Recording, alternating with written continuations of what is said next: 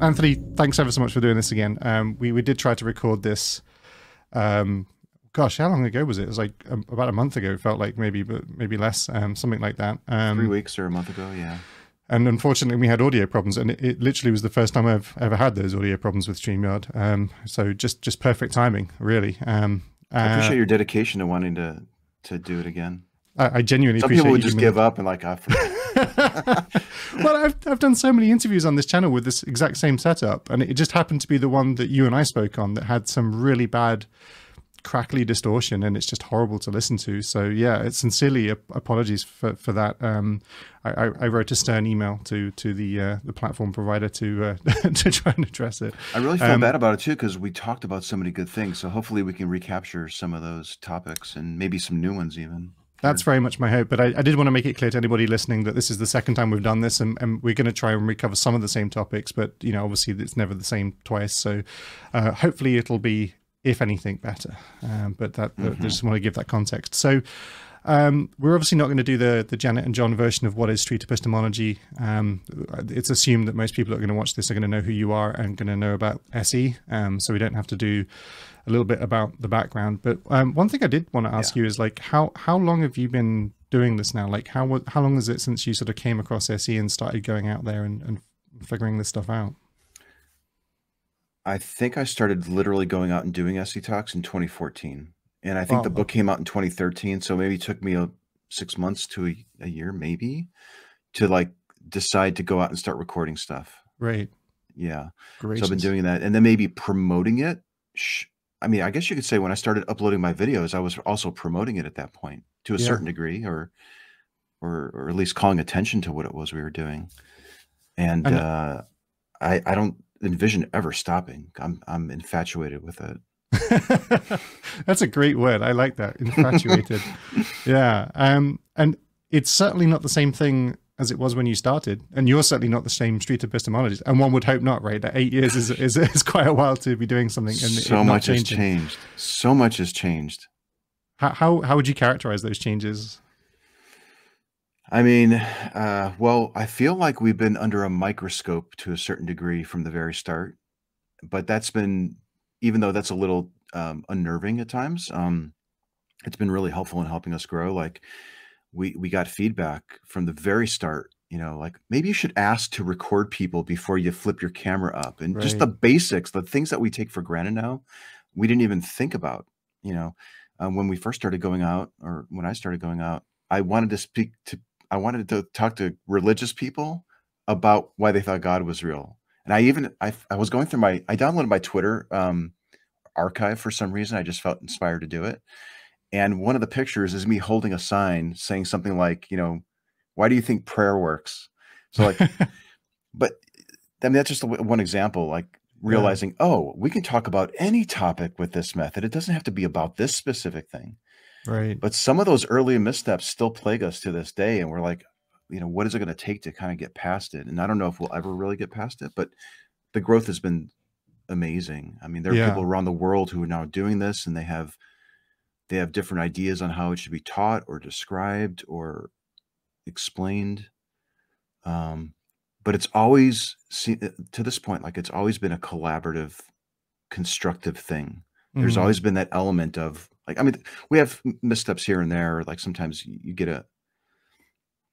an uncharitable interpreter who just doesn't like what you're doing. But for the most part, it's all been very constructive, and we try to listen to it as much as possible. It's very difficult, I think, to shake off the roots of SE being from a manual for creating atheists, and some of the rhetoric, I would say, in that book. But that book also, that rhetoric, that spirit of that kind of addressing religion is definitely the thing I would imagine that inspired you specifically, even if it's not now the principal sort of form of SE that we practice. How would you characterize the differences from like Anthony's, you know, first year of doing SE and exploring it in the real world, and what you might do today? I'm actually thinking about going out again. There's a little gathering that meets on Saturdays and Sundays, and they have booths and things. And I was thinking about renting a booth with somebody in the area who does SE also. So I'm thinking about doing it again. I was wondering about that myself. How would I be any different? And I think I'm gonna be a lot more calm. and more, I think most of my videos, I think I was always thinking how people will be observing them and how do I teach this? I was more focused on demonstrating it than doing it. Hmm. And I think That's when I watch my older videos, I'm like, why aren't you just talking to this person? Why are you I was almost talking to the audience in most right. cases. And I think I'm going to make an intentional effort to not do that, to really be focused on the person that I'm speaking with and really be authentic with what my goals are and what I'm hoping that they'll do, and be direct when they ask me a question. So a lot of that Right. stuff is an improvement, I think. And It's tough because like I think there's a big difference between what we might describe as performative SE, where we're doing it, as you say, almost like for the audience or maybe for the YouTube channel. yeah, And you know, there is degrees of that, right? But if you're aware that people are watching it, especially people who are critical or supporters of it and want to see it done, there's always that temptation, I should imagine, to slightly play to the camera or to say something that doesn't maybe fit to the natural flow of the conversation, but you know is essentially what people are looking for. I think some of the context of where SE is practiced, for example, is, you know, can create those artificial situations in the dialogue, and actually anything that really, I would say, gets in the way of it being a personal conversation between two human beings trying to honestly inquire with each other, I think is definitely detrimental to it being good SE. mm-hmm. Which leads me to the feeling, and I'm interested in your thoughts, that maybe, you know, good SE is not necessarily good entertainment. Yeah, like good SE is calmly talking to people in a really slow, reflectful way about how they reason to their conclusions and giving plenty of time to process it. And there's a lot of noise to compete against. There's so many other salacious examples of conversation that are just, they're brawls, and it's how do you compete with that? But there are people who don't like that stuff, Yeah. and they are drawn, like, look at us, like we eat that stuff up because I don't want to speak for you. I'm tired of watching people argue about stuff that has no bearing whatsoever on their position. It's a waste of time, and it's showing kids a really poor way of humans talking to or adults talking to each other. And so I'm done with it. But yeah, maybe there's a little bit of an entertainment factor that we still have to scale.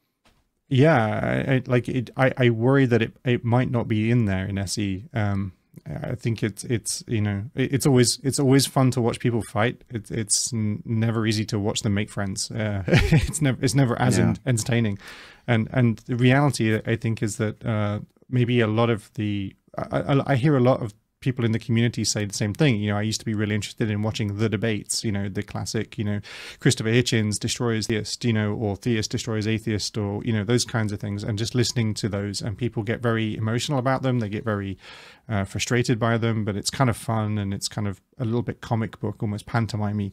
And in contrast, I think I would totally agree with you. I love watching good SE, like really good SE, where you notice the very subtle changes in language and posture and framing of the positions. But I don't think it has that same explosive character that, you know, a good debate, a good brawl will have. But it certainly makes it, difficult, I think, to get people perhaps as excited about it. And yet, day after day after day, people are joining the community because they're saying exactly this. They really like what they're seeing with this, and that really gives me hope, I think. It gives me hope. It gives me hope that, like, when people learn SE, they don't tend to go back. They might slip, we're still always going to argue or leave a snarky comment on a video or something. I think that, like, it's hard to be in SE mode all the time. But if the dialogue is important to you, I think once you learn SE, you're probably not going to go back to the debating and the arguing. I don't think. It's tiresome it gets old quite quickly. I think it gets tiresome because you realize nobody's really making progress. It's two people that are oftentimes taking a paycheck at the end of the night anyway, and they don't really care. Its reputational cost is the biggest concern that they have. It's not really about winning hearts and minds. And so dishonest rhetoric and cheap moves and not being open to hearing arguments from the other side are kind of par for the course in those spaces, and that just gets tiresome to listen to.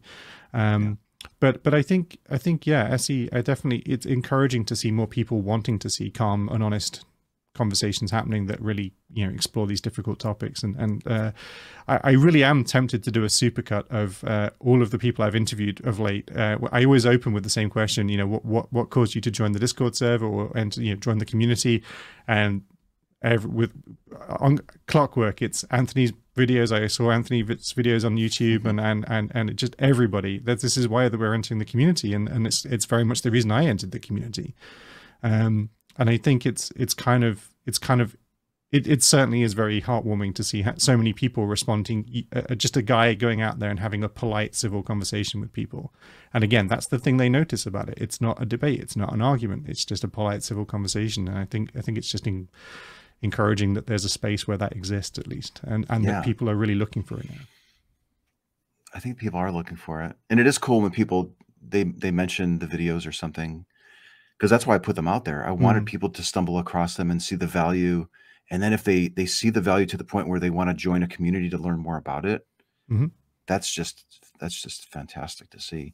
But I'm not uploading all that much content today, and maybe I never will go out and do it again. And if that's the case, like, I think we see it now. We see other people mentioning it. I stumbled across Reed's videos, or I attended this meetup in Salt Lake City, or, I was walking down the street in Germany and they had these tables out, and people are stumbling into this in a variety of different ways. And it's really exciting.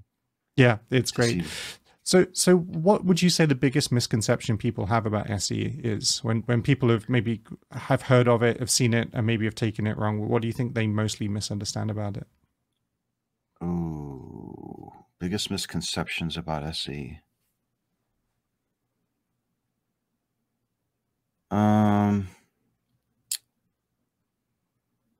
They think it's a manipulation tactic, right? That you're deceptively tricking people into coming around to your point of view. 100%, yeah. And I don't know what more we can do to get beyond that. And there's actually a topic in Module 1 where we address that specific criticism. And, we'll see what the focus group say about our characterization of whether that's accurate or not. I mean, the last thing I want to do is manipulate anyone to come around to my point of view. I may think they're wrong, and I may want them to come around to my point of view, but I don't want to trick anyone into, that's just kind of a crappy thing to do. And how sticky is that change going to be if you trick them? It's like, it's much more human and effective to just talk through their reasoning and see if they have good reasoning, and then leave them alone to process it and be there if they want to talk with you again. So it always irks me when I hear it characterized as manipulation, because it's definitely not what I want it to be. Can it be used for that? I guess, but we're trying to put some guidelines as far as what SE is. At some point you might cross a line. Now, who determines what that line is, how that line is enforced? I mean, I don't have a clue. I have some ideas on it. For sure. I don't have experience, in this space, developing this weird thing in an international environment under a spotlight. It's very strange. Yeah. So I think for sure the some of the tools and practice of SE will be identical to tools and practices of people who are seeking to persuade people. Con artists, charlatans, snake oil salesmen. Interestingly, I even hear the idea that we are trying to build rapport with conversation partners as being an example of us attempting to manipulate them. Well, yeah, I mean that, because we literally talk about what are things that you can do to help your conversation partner feel more comfortable so that they'll reflect more. If you're intentionally, if you're being, here's the thing. I think as long as you're being genuine about the rapport, and you're willing to explain why you're building rapport, and you're not ashamed about explaining what you're doing, and you would want the same thing done to you in a similar situation, that's about as much as we can do to avoid the charge that it's manipulation. But if you're being sneaky about it, and you're doing certain things to elicit trust from them in order to get them to reflect, then I think it crosses the line. So Yeah. So It's tough. I think of this like the used car salesman. You know, the used car salesman is going to wear a nice suit and he's going to talk to you very amiably. He's going to, you know, a good used car salesman will happily, you know, be very relaxed and casual. He'll make, you know, eye contact. He'll use your language. He'll reflect your energy. You know, he'll build rapport very, very quickly because he has a specific goal in mind of selling this used car, right?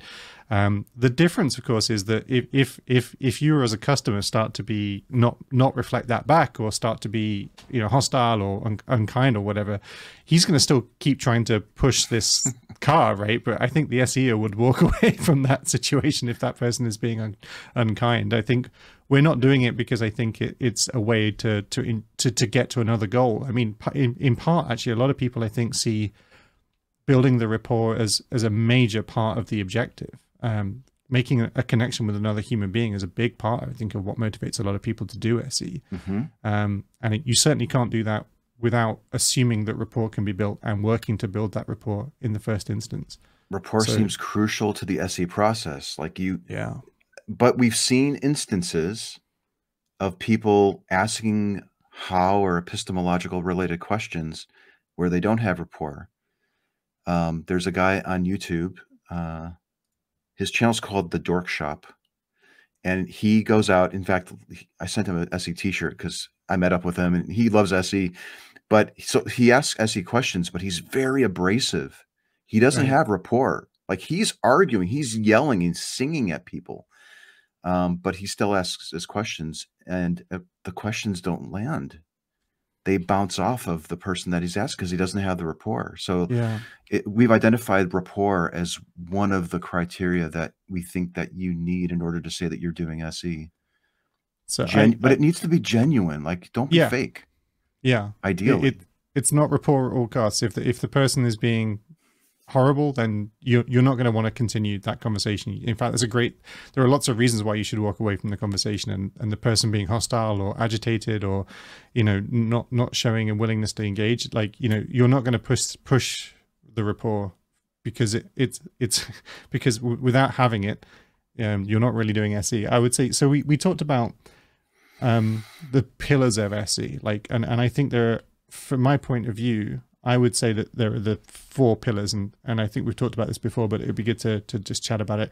Rapport is number 1, I think, as a pillar of SE. If you don't have that, I don't think you're doing SE. So if you're just doing every other piece of this well, but you're damaging the conversation, and I think a good indicator that, we talked about this the other day, that a great indicator for that is whether or not your conversation partner would be willing to have another conversation with you at the end. Whether you do or not is separate, but if they would, at least, if you think that they would not be willing to have that conversation with you again or to continue that conversation, then I think you could say you've sufficiently lost rapport by the end of the conversation. So I think that's a great indicator of that. Yeah, that is a good indicator. Epistemology, that's number 2 on the list. So if you're not talking about the reasons, the why and how somebody has come to a belief, then again, I would say you're not doing SE. And this is a trap that a lot of people fall into, I think. Which I think could be discouraging to people who are new to SE. So let's say you've just learned SE and you understand the what, why, how, and you spent 20 minutes just talking about what their claim is and their confidence level and how they're defining certain words, and you never get to their main reason or their method for verifying the quality of that reason. It could be a little discouraging to be told, well, you didn't really hit the markers for SE. But it's still okay. You could still have a really great conversation by talking about those other things. But yeah, we really are trying to, I guess, draw some lines as far as like when you knew that you hit SE. And yeah, talking about the quality of people's reasons or their methodology or the epistemology is it. So yeah, I would say that that's another marker of it. I would also say, I would argue that, you know, because that's a great first step, it's a necessary first step, and it's one of the things that I learned that I was not doing that really I've learned is hugely advantageous, is checking the definitions. It's so easy to assume that you know what that person means by that word and that you know what you're very confident that you know what that word means. And so you pursue the conversation without making sure. And it's almost like whenever somebody makes a claim, you should pull every piece of that claim apart linguistically and then just make sure that you know what the separate words mean and what they mean in context together. and really synchronize your understanding of that with your conversation partner. And that's been really, somebody asked me the other day what has been the most useful thing about SE, me learning SE and being in the community for so long. And I'd say definitely realizing the value of that. I've definitely had conversations in the past where it was far too late in the conversation, and nerves have been on edge, and frustrations have been rising, and then we realize, well, hang on a sec, what do you mean by that? What does that mean to you? Oh, okay, that's okay. This is a really, really useful step. But one of the interesting things about it is that I think actually even in reflecting on how they would describe those words, I think they're actually starting to explore their epistemology, because they have to realize how those things connect. And I think that's great. That's why I think it could be useful to maybe get a sense of person's confidence right from the start. Yeah. It's hard to say when surfacing a level of confidence could be useful, because I think just the act of the person defining what their words mean, or what their claim is and what those words are, could actually start the reflection process right there. Yeah, I really think it does. The classic example is, I literally have a conversation with a guy on video, college campus. It was one of the first talks I've ever had on a college campus. And he wanted to talk about karma, and he was defining karma. And by the end of him explaining what it was, he's like, I don't believe in it. He like literally. That's amazing. So it's like, oh my gosh, like, oh, that's incredible that not even getting to the epistemological levels can cause reflection and even belief revision. Yeah, I think that's totally true. I mean, people use as well, they are so used to certain words, for example, not really being challenged, and everybody assuming a shared meaning. So I don't think it's just a problem with people wanting to have these conversations. I think it's a problem socially. People are quite casually throwing around words like believe, for example. And I know in the SE community, we hear so many different ideas about what it means to believe something, or what it means to have faith that something is true. Religious and spiritual words even more so. Everybody will define the concept of a soul differently and start explaining it in very different terms and framings. And, yet in normal day-to-day conversations, I think most people would never challenge it. They just assume that there's a roughly shared meaning between people. I was so naive when I first started going out and doing SE. I mean, the first year or two, I think I was just casually switching between believe and know and think, and I didn't realize that there's significant differences in what those mean. So even I, as like an SE practitioner, was really sloppy in my thinking, which makes me think the majority of the population doesn't really think about those words to the degree that we do. Yeah. Which 100%. Could really put us at a disadvantage if we're assuming. So you got to work out what they think those words mean, and go with and use their definitions is beautiful. It cuts through all of it. Like it cuts through all of it, because now you're working within their model with their words. Yeah. Great. I love that. The third thing I've got as a pillar, because I think there are 4 pillars. So rapport and epistemology would be the first 2, and then the third one is honesty, I think. And we touched on that already a little bit, but I think it's we described the other day the idea that you could use a deepity, which is a term from Daniel Dennett, who talked about the idea that a deepity is just a verbal utterance that essentially sounds profound, but when you really break it apart, there's just nothing inside of it. The other day we were talking about these, and I found a website which I love, which is a Deepak Chopra AI. That's designed to create Deepak Chopra sounding like statements. There's one for Jordan Peterson now too. Is there really? Oh, yeah. I can believe it. And it can create these very profound, superficially profound sounding statements that really, you think, that's kind of beautiful. It's kind of wonderful. But of course, it's meaningless. It's absolutely meaningless. And so that would be a great example, I think, of dishonest reflection generation. I mean, you could make these statements, and somebody could sit and really be taken aback by it and start to think about it and genuinely be reflecting, which you could describe as aporia. But I would say that by any reasonable measure, those kinds of things are dishonest, because that's not a really meaningful statement. You've just confused confusion. Yeah, confusion and aporia. There's a fine line. Like sometimes you'll look at video examples or even just real life examples. And I'm like, now, is she confused or is she really reflecting? And sometimes if I don't know, I'll just ask, maybe even like, maybe they didn't understand the word you just used and are too polite to say so, right. or feel awkward and they don't want to say. So they're just kind of wondering how to get out of the conversation. That's what I'm worried about, is that they're thinking too much about what they think they should be saying and not what they just truly think. So honesty comes from both sides. Like, you want your interlocutor to be honest with themselves and you. And it's really frustrating when you don't see that. Like, they're just fake, they're smiley, and they're just giving you all the right answers. And it's just so, it's discouraging as an SEer. But as the SEer, you got to be honest too. Yeah. And that's tough. Like, it's tough to be honest, but it really is the best way to go.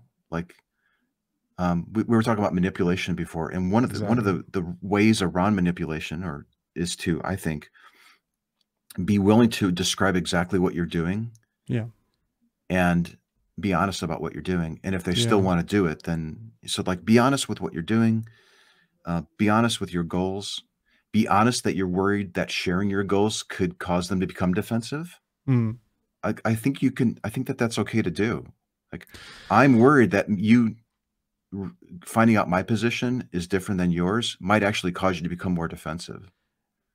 One interesting thing about the honesty thing is that I've noticed that the more honest I make an effort to be in the conversation, and not just honest, but transparent. I think those things are different. I mean, there's a sense of dishonesty, which is you're trying to necessarily, convince somebody in a dishonest fashion.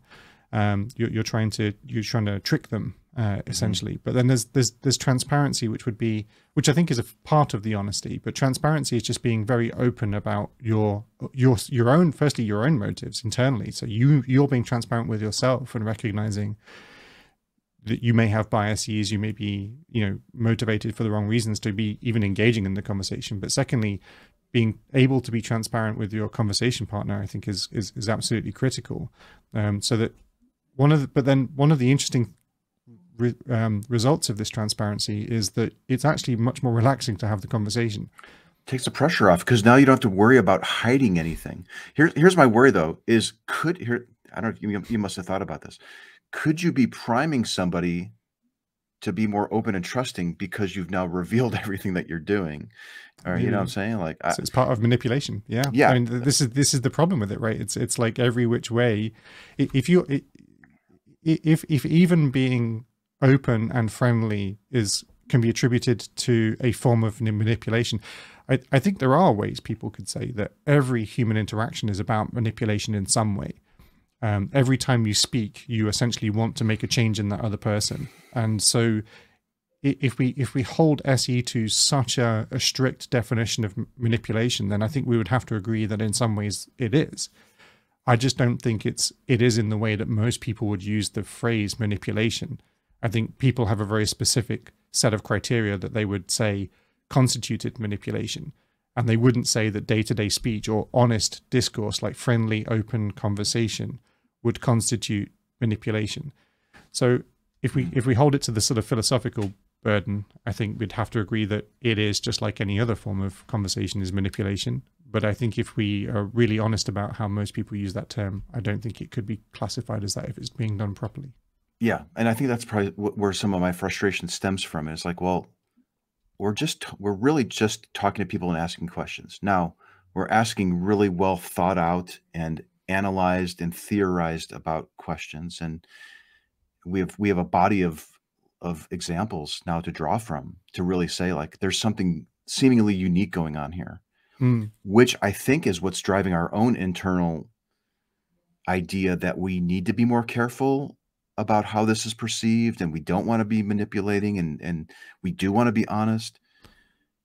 Why is that? Why is that? Just a cultural thing, or are we really noticing something unique here that we're holding ourselves to a higher standard? I think it's the latter, because I'm curious what your thoughts are on that. I think speaking carefully, thinking very clearly as much as you can about how you're saying what you're saying, and making sure that you're avoiding as much bias as possible, and trying to adopt the principles of street epistemology in your conversation already makes the conversation feel, to some extent, artificial.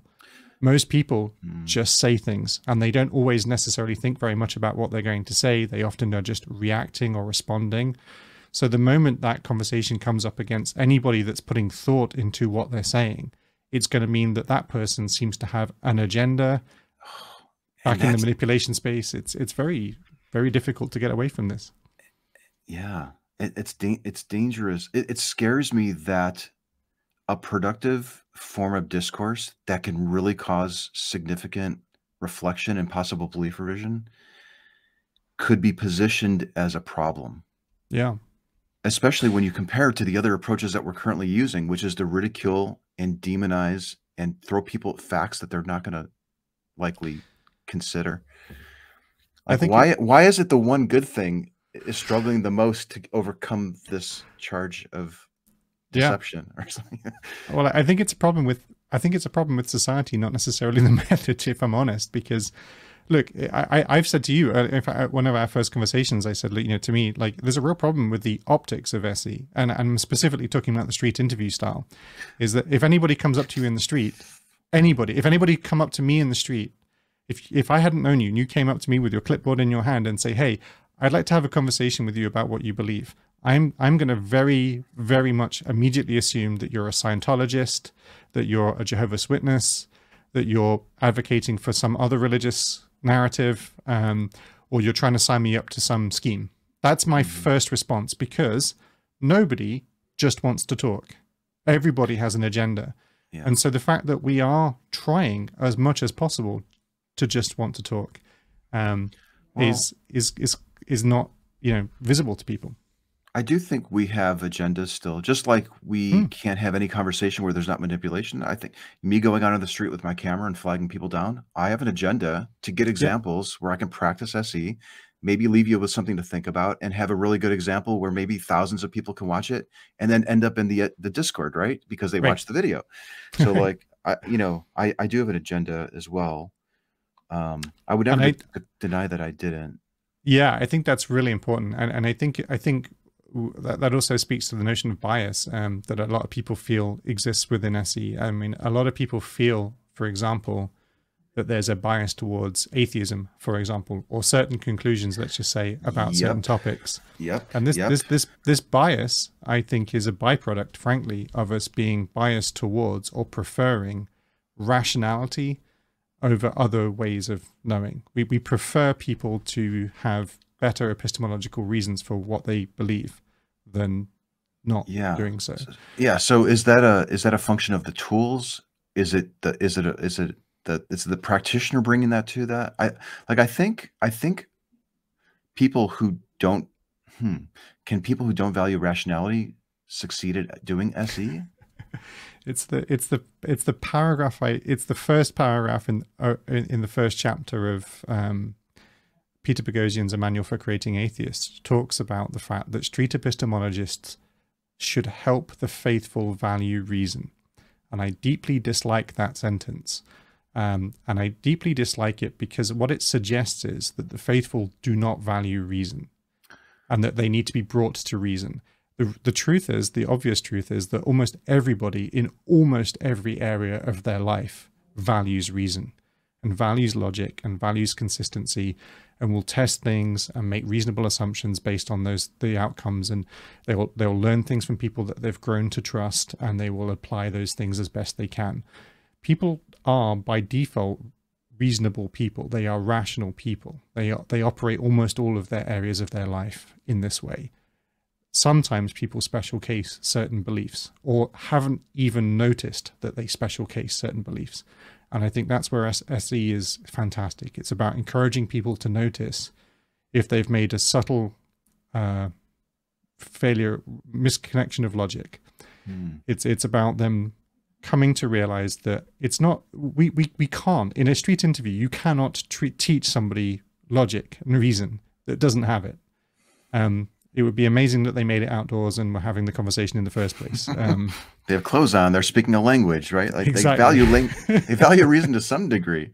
Yeah, but there's certain beliefs, and maybe that's the delineation. Is like, maybe people who are drawn to SE are more willing to be less maybe they're willing to be more discriminating about all of their beliefs, that they don't wall off certain beliefs than others. Yeah, I think one of the principal or common mindsets, I would say, is that there are very few people in the SE community that would proclaim they are certain about something. Yeah. Everything is open to being mistaken, or it's much more skeptical about almost everything. And I think that's a great thing.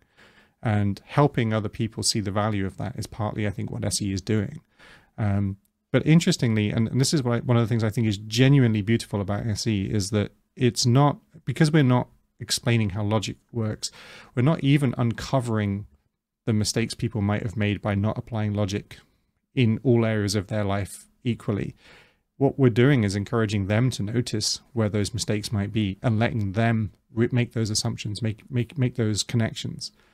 There was a commentator, I don't know if this is going to date this video, but the current Amber Heard Johnny Depp trial that's going on that seems to be flooding YouTube every 10 seconds with myriad videos.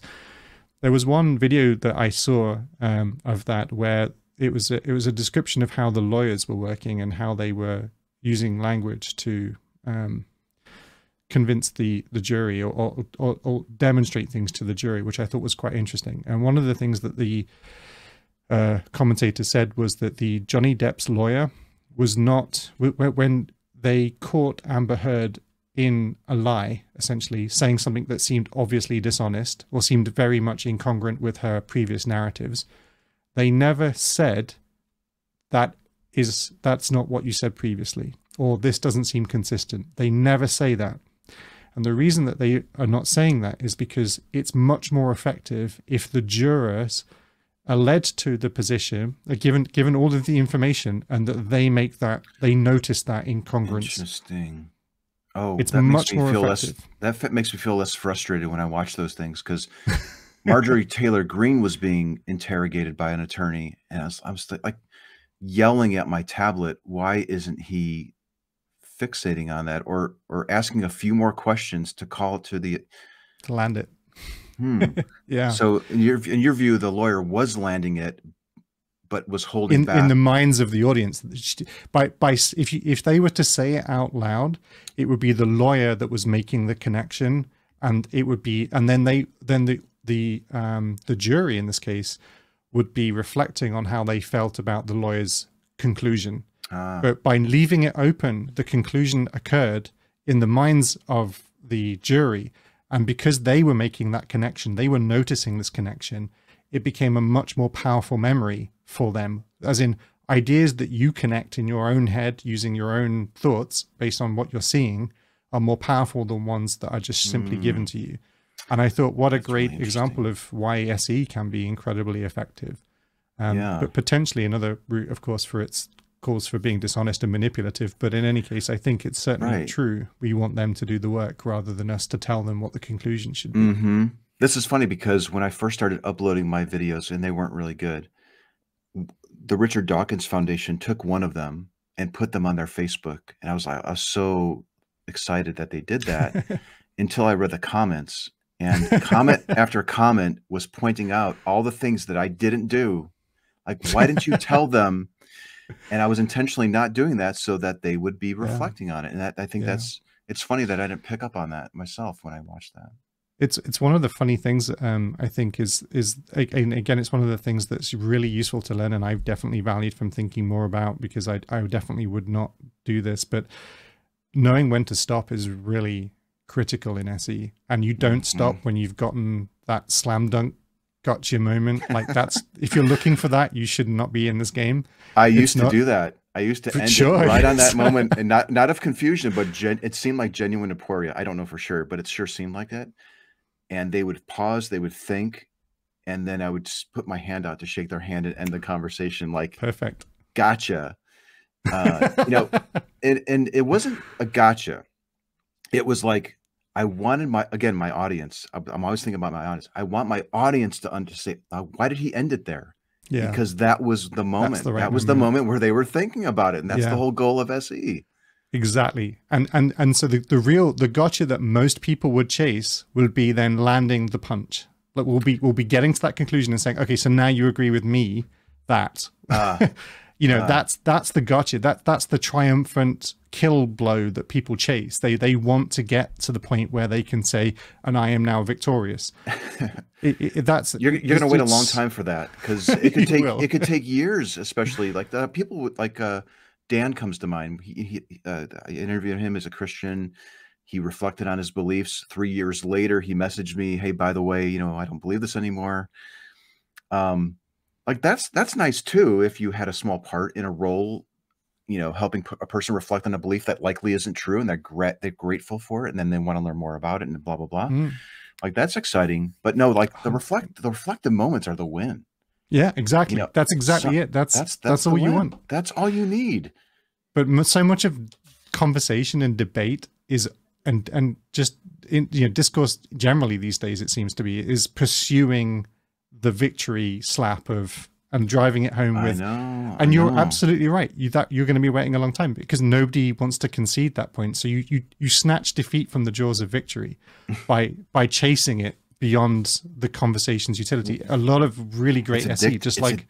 Dude, it is addicting though. When you're literally in front of somebody who's reflecting on a belief that's profound to their identity and they've never considered it before, it is a rush to watch, you know, to experience it, and you want to go after it again. So like don't just end it there, like with a handshake, but you also don't want to talk for 30 more minutes either. I think you want to start wrapping it. You recognize it, confirm that they've recognized that something unique happened there. Yeah. And then end it with an invitation to meet again if you can. Let them walk away thinking about what you were talking about, or like leave it ready for them to I had this thing the other day. I was saying, I think probably the most SE happens in the shower the next day. Like it's when they're taking that shower, they're not really thinking about it, but that sort of thought process is still bubbling away, and it suddenly occurs to them, and now they're thinking, why was you saying that? Like, what do I really think about this? Like, I think that's where the real effect of SE is really felt. It's not in the moment, and if you chase it in the moment, I think you're risking snatching defeat from the jaws of victory. And one of the things I like to equate this to is the idea that great artists know when to stop, and it's a real thing that I think people have to learn about what they're trying to do, is knowing when to stop in general. And I think it's a thing that SE is definitely need to practice, and it's been really valuable to me, recognizing that sometimes walking away earlier, maybe too soon, is better than too late by a big margin. And that leads me to the fourth pillar, which is reflection. So just recap: the rapport, epistemology, honesty, and then reflection. And so reflection in your view, if you didn't hit a moment of reflection, you would say that they didn't do SE, even if they had the rapport, the trust, and honesty. Yeah, I think if you haven't caused your conversation partner to think, actually really reflect on what they've been talking about, I don't know. Or at that point, you might argue, and I think it would be very difficult for them not to reflect. As in, as we said before, even just by defining their terms, I think you've successfully probably achieved some meaningful sense of reflection. I think so. You have to scan your brain for, what do I mean by that word? No, I don't mean that. I mean this. That's reflection. So exactly. And I think you can hit reflection at that first what level. You don't have to go down to why and how. You could hit reflection asking them for a belief, and then they give you a belief. And the moment they've said it out loud and heard themselves say it, I think they've started to reflect. Like some people for sure more than others, but like sometimes just having to articulate it out loud before you do anything else, I think it can be reflection generating. So confidence level too. Just thinking, oh, this isn't a binary true false. I could be somewhat sure that this is true. Whoa, I never really considered. But if somebody was really doxastically closed, say professionally motivated, heavily motivated to represent a view, and was just asked, there was great rapport, they were very friendly and amiable, you ask them for their reasons, they give you their reasons, but they're so doxastically closed, they're not really, they're resisting every which way, really honestly engaging in this topic. And if you were as honest as you can in representing yourself and presenting yourself in a certain way, and you were doing all of this, and yet that person walked away having at no point really thought about it, because And that doesn't necessarily mean you've failed as a street epistemologist. It means just the attempt has failed. I think that if they walk away without really reflecting, and some people I think are much more resistant to actual honest critical reflection themselves. And so it doesn't necessarily mean anything about you as a street epistemologist, but it certainly says something about the nature of that interaction. And I think whilst it could totally be said that you attempted to do street epistemology, I think it would be reasonable also to say that it wasn't successful if the person hadn't at any point really honestly reflected on their reasons. So I think that's a critical component of it. Yeah. Yeah. I don't think I could disagree with any of that. Is there anything that we're missing? Is there a fifth or a sixth? I wonder if in 5 years, like I was thinking, the SE videos of today are going to be the worst examples of SE in 5 years. You know, Yeah, I hope so. There's going to be this progress. So I'm wondering if there might be other elements that will snap on to this to say, well, we forgot about this fifth one that you need to have. But I think you got the main ones: rapport, trust, honesty, reflection. Yeah, I think that's it. The 4 pillars, and I think as long as you've hit those notes, and you've done your best, and I don't think any of the other stuff matters. I don't think you have to. And this is the conversation I think we touched on previously. And there's like I've got a whole list of questions that I'm just not asking you right now, by the way, because the conversation's always more fun than it should be. But however, yeah, look, I think those 4 pillars, I think as long as you've hit those, I think you could have been said to have either, firstly, if you've tried to hit those, you've attempted street epistemology. If you've achieved those things, you know, if those things have really happened, then I think you can be said to have actually achieved a street epistemology. You've done SE. The methods, the practice of street epistemology, the way that we are currently practicing it, I would say is the most likely thing to change as SE evolves. Oh yeah, yeah. I noticed that that's in my own examples. You know, like the early stuff in front of the Alamo with the street preachers was horrible. The stuff on the campuses was only slightly better. I mean, the stuff on the trail, I think I'm maybe the most proud of because I was more calm and reflective myself. Yeah. But then sort of like at the tail end when I went back to the campus, like there were just so many pressures. And I think a lot of those pressures boiled into my own interactions. So yeah, we're gonna see improvements. We're already seeing improvements in how SE is doing. Yeah. We see experimentation like with the claimless SE and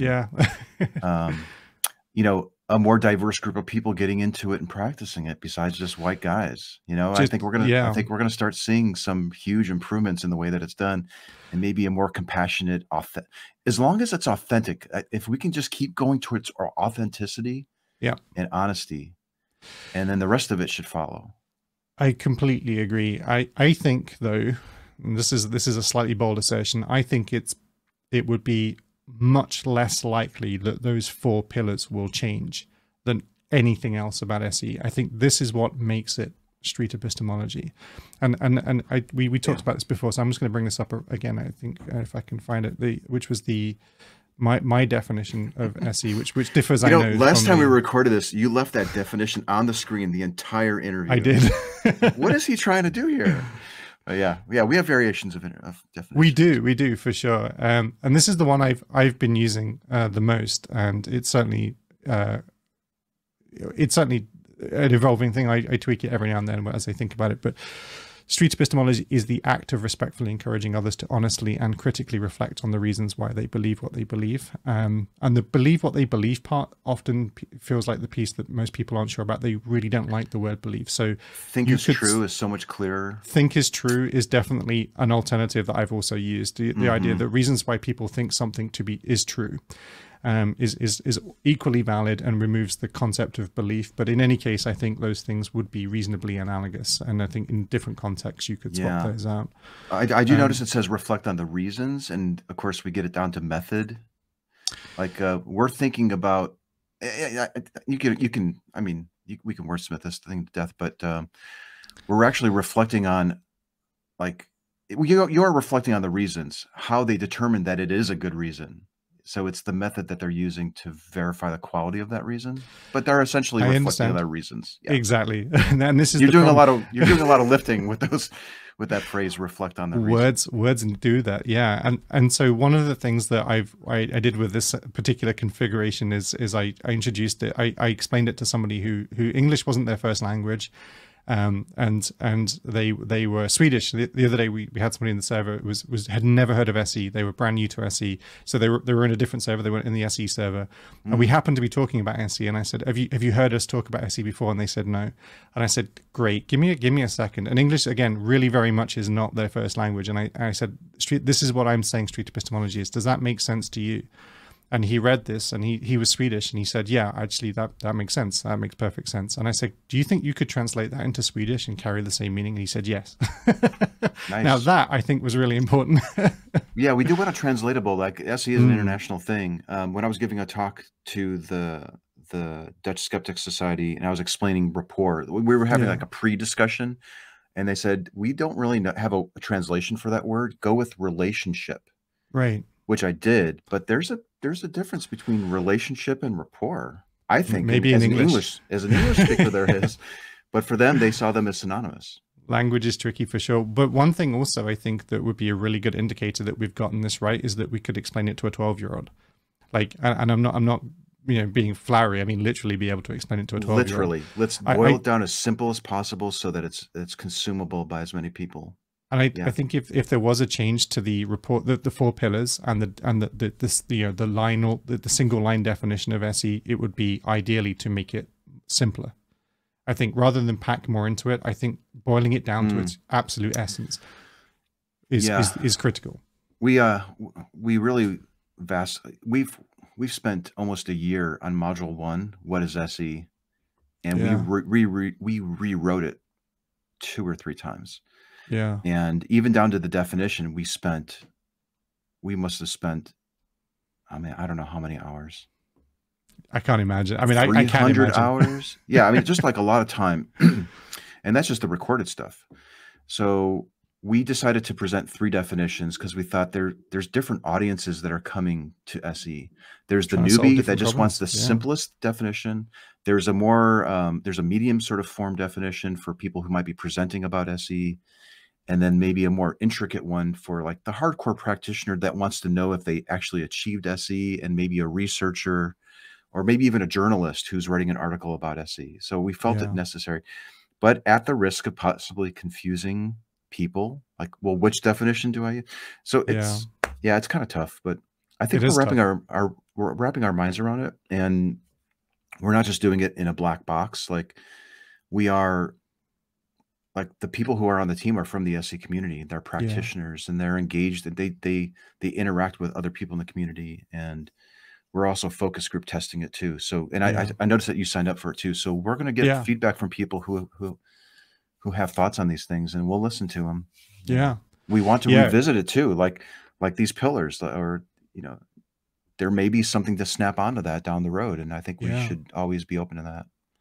Yeah, I think my main thing is to try to make things as simple. I forget who said it. It might be an Einstein quote, but it may have predated Einstein. But in any case, the principle of things should be made to be as simple as possible, but no simpler. I think it's attributed to Einstein, and I think it's exactly right. I think if SE really is a thing, like a real thing, like a tangible thing that people can believe in and support and try to work towards, and I don't think it can be a complicated thing. Like complicated things don't tend to survive very long in societies. They tend to be broken apart and sort of misunderstood, and there's confusion. I think the simplest possible way of expressing SE would make it much stronger conceptually. And I think that if there is a form of it that could be expressed in, 6 words and not 12, for example, that's a better form of it, providing you're still keeping the essence. And I think that's why those 4 pillars to me are critical, because if we can agree, I'm not saying you and I can agree now, but if it could be agreed, for example, that those 4 pillars were the 4 things that SE has to be SE, then I think we can make sure that a sentence that articulates that is properly defining SE. Yeah. And I think that if you can do it with 4 words, then maybe maybe the definition of SE is rapport, epistemology, honesty, and reflection. Maybe that's the definition of SE in the most terse possible sense. But I think it's something simple, and I really there's so Simple's many better. Simple is better, and this idea of explaining it to a 12-year-old really sort of reminds me of something, because my biggest hope for SE is that it would get taught in schools, and it could be taught to kids. I think that would be the highest, most amazing thing. If I was to be passing away, thinking back at life, and I had any hand whatsoever in helping the idea of SE become emancipated from just, for example, promoting atheism, because that would be a huge barrier to its wider adoption. Yeah. And for it to be taught to kids, like young kids at school, so that they can use SE to help explore their world, I think that would be amazing. That would just be absolutely fantastic. What better mark could you leave on society than that? And that's what we're trying to do with the nonprofit, and I can't speak for other people who upload examples, but they usually have pretty noble goals like that. They see the value in it. They want to show people how to have better talks. And I mean, we have almost 24 people who have volunteered from around the world, countless hours, to develop this course. And I know, keep it simple is really important, but we're trying to identify the entire corpus of what SE is. And it's pretty, I really don't think we're making it harder than it needs to, but we are trying to simplify it. But we don't also want to leave anything off the table either. So we're really trying to take this huge thing and simplify it, with the idea that other people will come around and write simpler versions and simpler iterations of it, and take some of the fringe stuff that's in there and just give the basics. Translations are included in that as well. And I think that's going to happen. I think I hope to be one of those people. I think one of the things that I would say, without getting into the specifics of sort of the module 1, because previously when we spoke about this, I hadn't seen it. I have now seen it, and I've given a lot of feedback, I think, or dumped a lot of feedback on you guys about it. But I think in one sense, I can feel, and this kind of leads us on to talking about SEI, but in one sense I can feel the desire, the genuine honest desire to create a pathway for somebody to go from not really understanding what this is to being able to say, yeah, I get this now. I'm now confident that I can both understand what SE is and practice it. And I think that pathway is super useful. But in another sense, I also feel like there's a huge burden that the people that have been creating this material have felt, and I suspect you feel also, which is that you're trying to represent what has now become quite a huge community of opinions and thoughts and different levels of interest in different aspects, and vast arrays of criticism. And so now you've got this sort of very complex idea, because it's not just what is SE, but it's also what is SE to you guys. And what SE is to you guys is a very complex thing. And trying to represent all of that in a simple, easy to understand form for somebody who's never encountered it before is a very, very, very difficult challenge. Yeah. And I think it's the wrong challenge, I would say. Well, I think it's really important to contain some of that stuff in there. But we've realized that there's different types of people who are coming to the course. There are people who just want to learn the basics, and then there are people who want to just totally immerse themselves, and they'll consume any little bit of information about SE.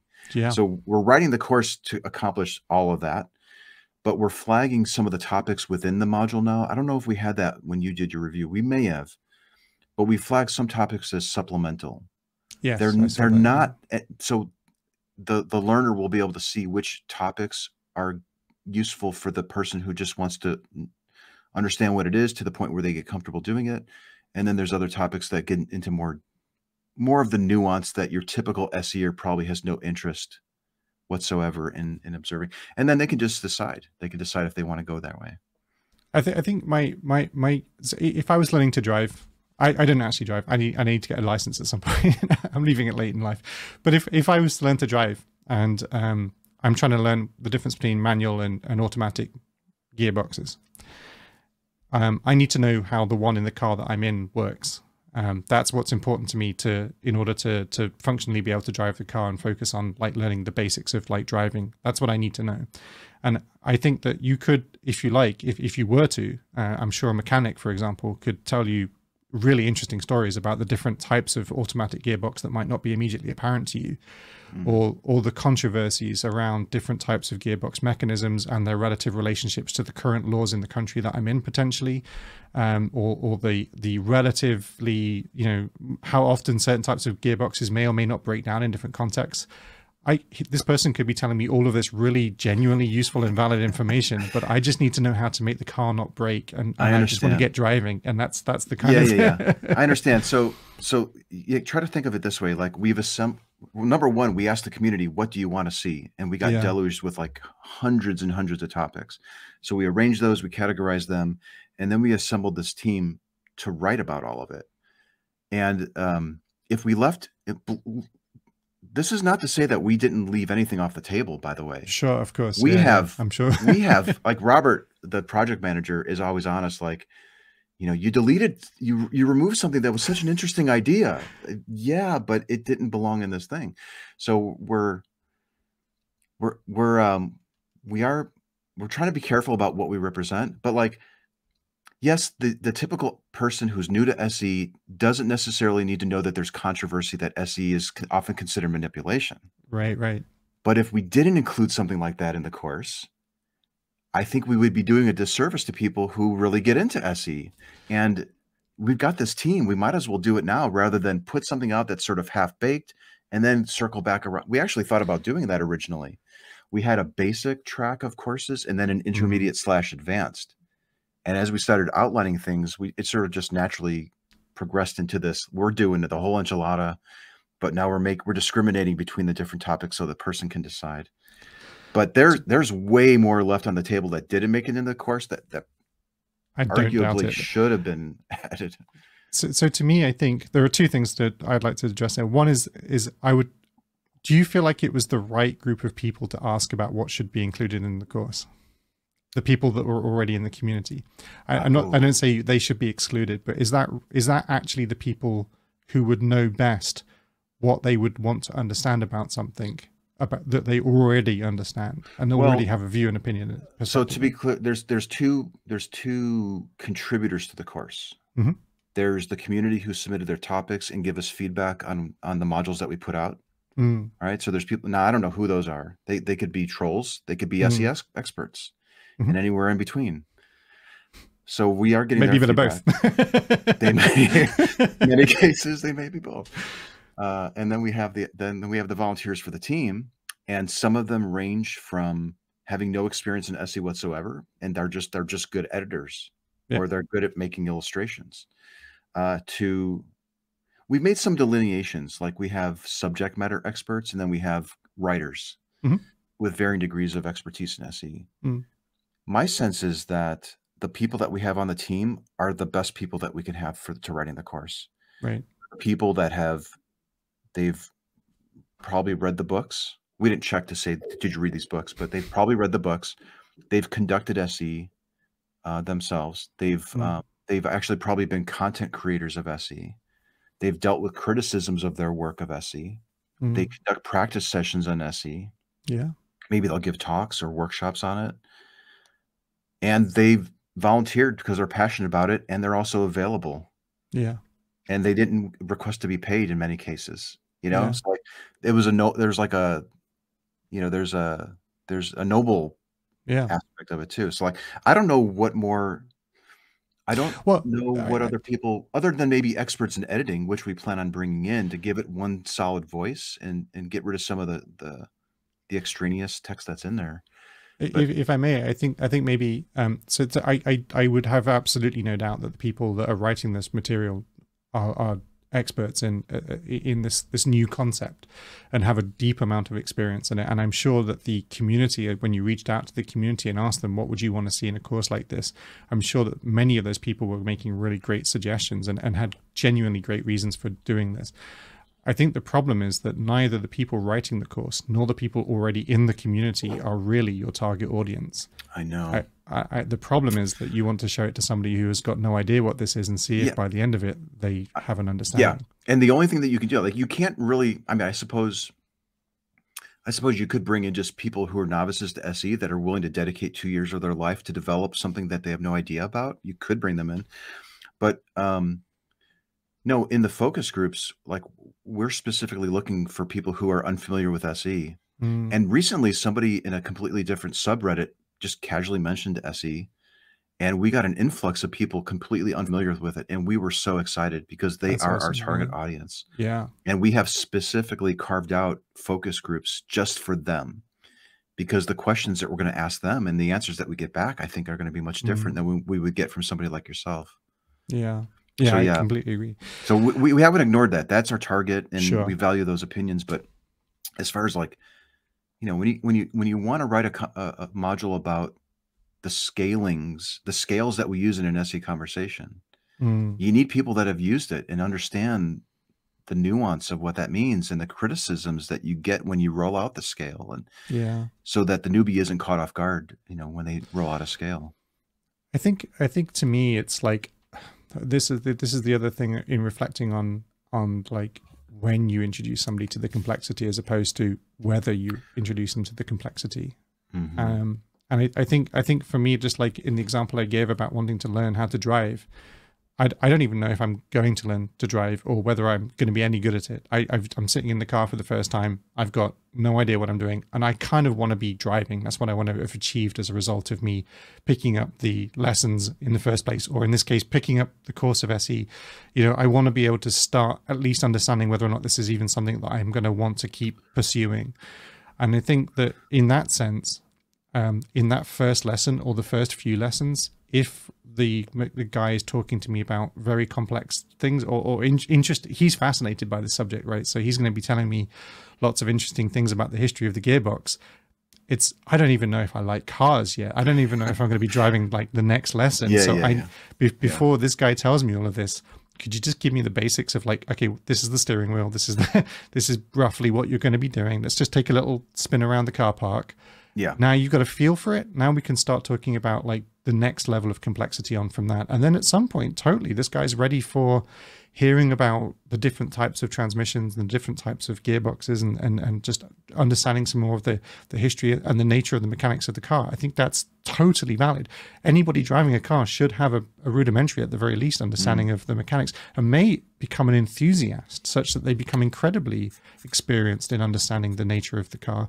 But I think step one is to just get them going. You don't sort of want to overload them. And I think that was certainly very much a big part of my concerns about sort of the current version of Module 1, was that it very much was trying to address the breadth of what SE is before I've even discovered yet whether or not I like SE or what is this thing? I don't know. Yeah, a couple thoughts on that. So we early on, we brought in 2 people who had experience with instructional design and teaching adult learning principles. And we spent our team, I think, so we have these instructional designers that know how to write courses to teach adults and young adults, because that was our goal, like, younger people. So we actually had to learn the SMEs, people familiar with SE were basically being taught how to present this material in a way that is best suited for teaching it. So we actually took a back seat to experts in that regard. So that was it. But yeah, I mean, we don't want to overburden the learner. So what we would like to do, like I fully expect to see people like yourself or others take what we've written, boil it down.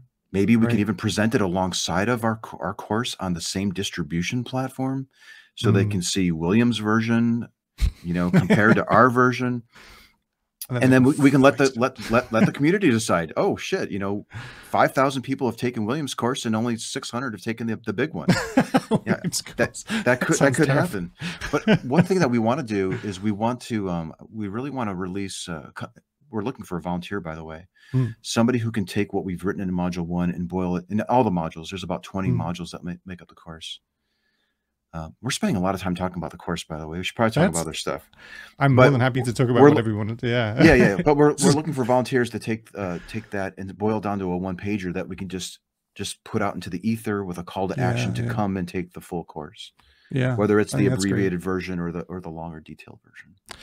So the course is definitely, I mean, since I started 2 years ago in the community, I think there was a noticeable absence of certain people in the community. Yourself, notwithstanding, you know, it was sort of weird to know where sort of people like Reed, for example, I didn't really know if he was even active on the Discord server. And, you know, I think Dali was probably one of the few people I had met that had been around for a while and was sort of representing some kind of sort of voice of experience in the community. Not that other people aren't, you know, having a huge amount of experience, but it definitely felt like there was an absence of some of the characters that I thought I would be, you know, interacting with when I joined the server. And I think that's an expectation many people have. And I think as I began to understand a little bit more about the SE community and then getting to know what you guys were working on, and then seeing that this course has been something that's been huge for you guys. Like, it's been a huge part of, I think, what you guys have been focusing on and just pouring the effort into, which is, and any criticisms that I or anybody else might have, you know, about what the output of that might be, it cannot be that you guys haven't thought about it. that is definitely not the maybe. I mean, yeah, because of all the time that we put into it. Yeah, that could be a little discouraging. Like when you get feedback, like, you know, why did you present it this way? Well, because have you even thought about this? Because we had like 20-hour discussions on that exact thing, and we decided that this was the best way to go. Maybe one day, like, I think it would be cool one day if everyone who are in those videos is fine with it. It would be kind of neat to slowly release those videos of what, you know, how this course was assembled. I think it could be really interesting.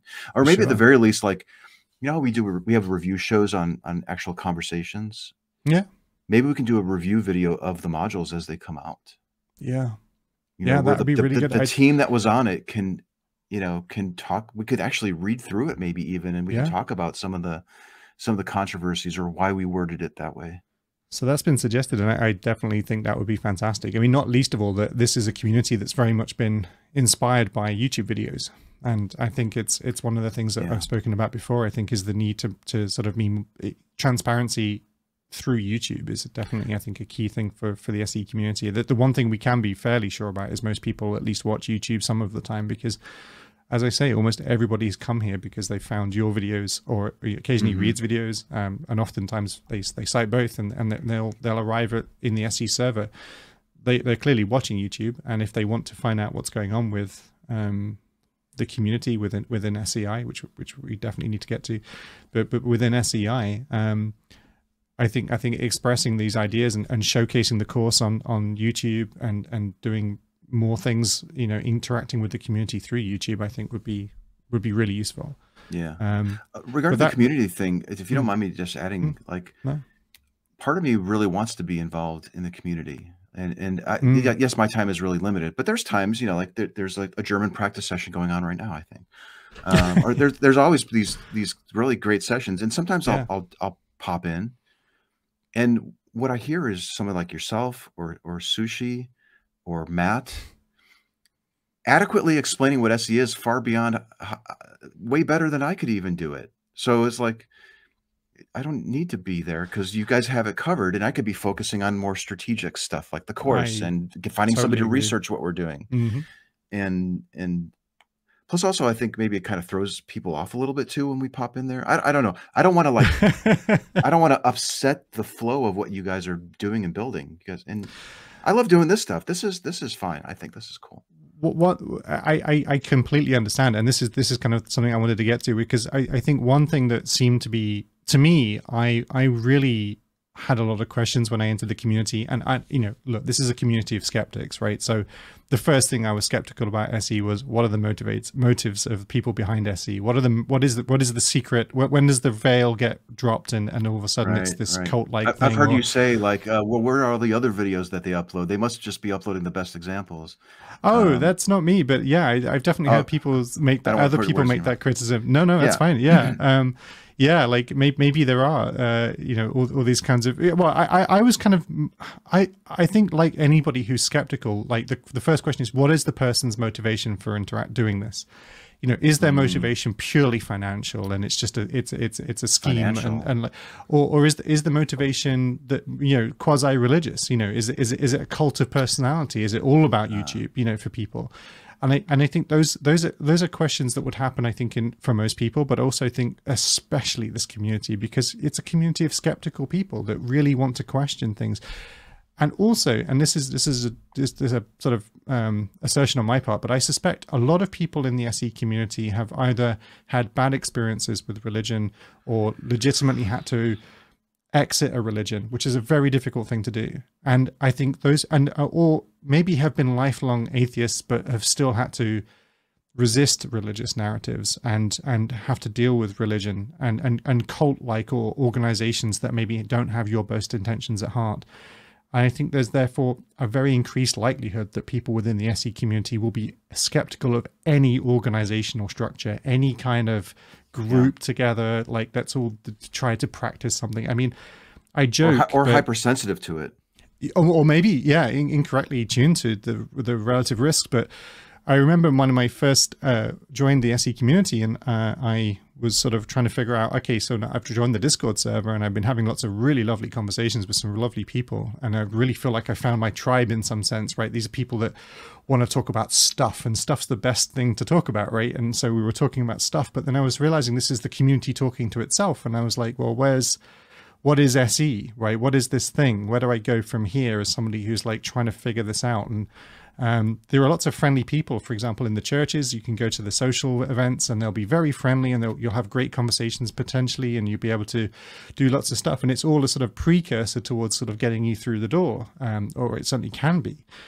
So just because I was meeting lots of nice people didn't necessarily mean the thing itself, SE itself, had good motives or was a decent thing. And then I noticed as well that there were these practice sessions, which sounded a little ominous to somebody who didn't know yet what they exactly were. And then my favorite thing was that on Sundays, I noticed that there was a special room where like 50 people would be all in that room. And I joined the room, and there was a guy on camera with a long beard reading from a book, reading passages from the book. What's wrong with that? It was Dali reading an early Those copy objects aren't problematic at all. of how to have impossible conversations. I will be honest, alarm bells were ringing. And there may have been a rooster or a chicken off to the side, too. There was the occasional pentagram. The triangle was what I was looking for especially. But yes, so the optics of this, for those people that are going to be sensitive to it, I think are there to be concerned with, or could be there. I get that. And one of the reasons, like, I would love to see some of the videos that we've recorded when we put this course together, is that I'll surface an idea, Reed might surface an idea, Ram, and the most junior person on the team, not that we're really ranked all that much, but somebody maybe with maybe not even an expert in SE might say that they disagree with it, or like, there was always like, my ideas got shot down a lot in this course, by the way. Yeah. Like I'm probably batting like maybe a third, for my ideas, but they were replaced by better ideas. So like there's very little dictatorial leadership, at least in the construction of the course, or even with SEI. So I think you and I started talking about the SE website early on. That was when we first started talking. And I realized that after speaking to you and Reed, who I'd never really spoken to prior to this, after chatting to you guys for a little while, my confidence in SE as a concept, as a movement, frankly, it's I see SE as being many things. One of them is the act of respectfully and encouraging. I forgot my definition. That's what's going to put it off the screen. The act of respectfully encouraging others to honestly and critically reflect on the reasons why they believe what they believe, right? That's what we do. That's the thing that street epistemologists, I think, do. But there's also street epistemology, the movement, as in the effort to encourage people to engage with this idea and use these tools and learn this practice and try to work and refine it and feed back on it and try to improve it and take it out into different spaces. And I think that's a movement. And I think like any other movement, that's where people start to get a little bit nervous about, okay, I want to make sure that this is actually a genuinely real and good thing before I start helping promote it. And I think that when I started to speak to you and Reed, the first thing I realized is like I stopped being concerned almost immediately, like hearing how open you guys were to like every kind of criticism. I was like, and you know well now at this point, I'm not shy about saying, you know, if I think something's not right or could be better. And like hearing you guys respond to that, certainly non-authoritatively, but certainly as well, like the openness to having every kind of conversation. I remember once even we had the conversation about what, you know, the problem with street epistemology as a name. And there was a really good, like an hour of us chatting about, like, because I felt like even suggesting that was just such a bridge too far, right? And then and I think Heresy. everybody acknowledged that wouldn't be, yeah, exactly, heresy.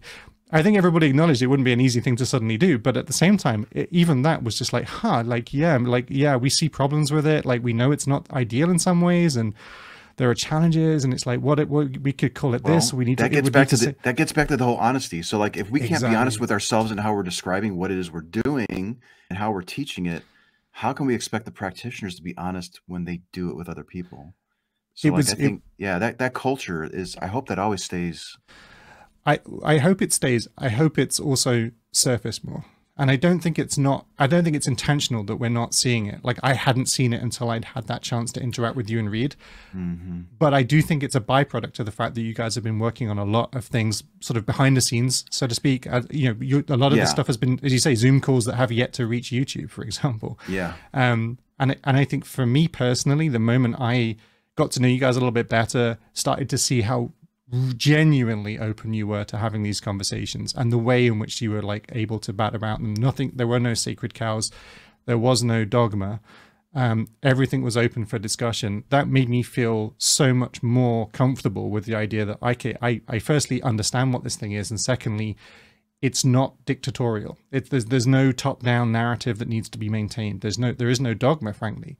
It's all available, and I think that's just a terrific thing to get more people to understand. And I think if anybody takes anything away from this video, I think that's one thing I really hope they begin to understand better, is that I think SEI, which Street Epistemology International, the organization behind promoting street epistemology, has these, say again, sorry? Formally promoting it, because other people can promote it too. I thought you said formally as in past tense, as in it stopped. No. Formally, like officially. There's an official sort of promotion of it, and then there's just all the other antics that people in the community are up to, which is great. Right, absolutely. So yeah, but knowing the people that are putting the most into trying to promote it and push it are that open, I think is brilliant, and I really hope people realize that. So cool. SEI is a huge thing that I didn't understand what it was. I mean, that was a big thing as well. Like I didn't. What is Street Epistemology International versus what is Street Epistemology? Oh, really? Yeah. So that's a really good question, because SE is a group of people who have adopted a technique for engaging with other people about difficult topics in a specific way. That's like what SE is, and then SEI I think is a group of people who see the potential of the approach, that want to get this tool into as many hands as possible in the quickest amount of way, and as simple, and encouraging as possible, so that people use it. Right. That's essentially what our mission is. We want to develop training materials to teach people how to do it. We want to find people to research what we're doing. Like, how do you find somebody to research SE if you don't really have a concise definition of what it is? Yeah. And who, so it's kind of a massive, I've never been involved in anything quite like this before. It's the most interesting thing I've ever worked on in my entire life. But, we're bringing in people who have shown that they care about SE and they want to see it move in a positive direction. They've put in the time, they've demonstrated like those things, and they're willing to commit some time to helping other people get into it. And so it's all volunteer based. Nobody's getting paid. But we're finding people from around the world who see the value in it, that want to push street epistemology as a really great way of talking to people about their deeply held beliefs, to encourage reflection.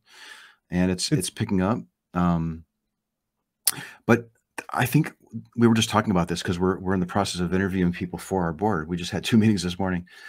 There's a fine line. Like, I don't ever want SEI to be like this dictatorial thing. I think it should always be sort of on the fringe, observing what's happening in the community, watching shows like yours, where you interview people from the community. That's so valuable for SEI to see, like, well, where is this going? Is this going in a really healthy direction? Can we help? Do they need resources? And I think that's probably the role that SEI sort of plays, at least at this point. Yeah, I think that's fascinating.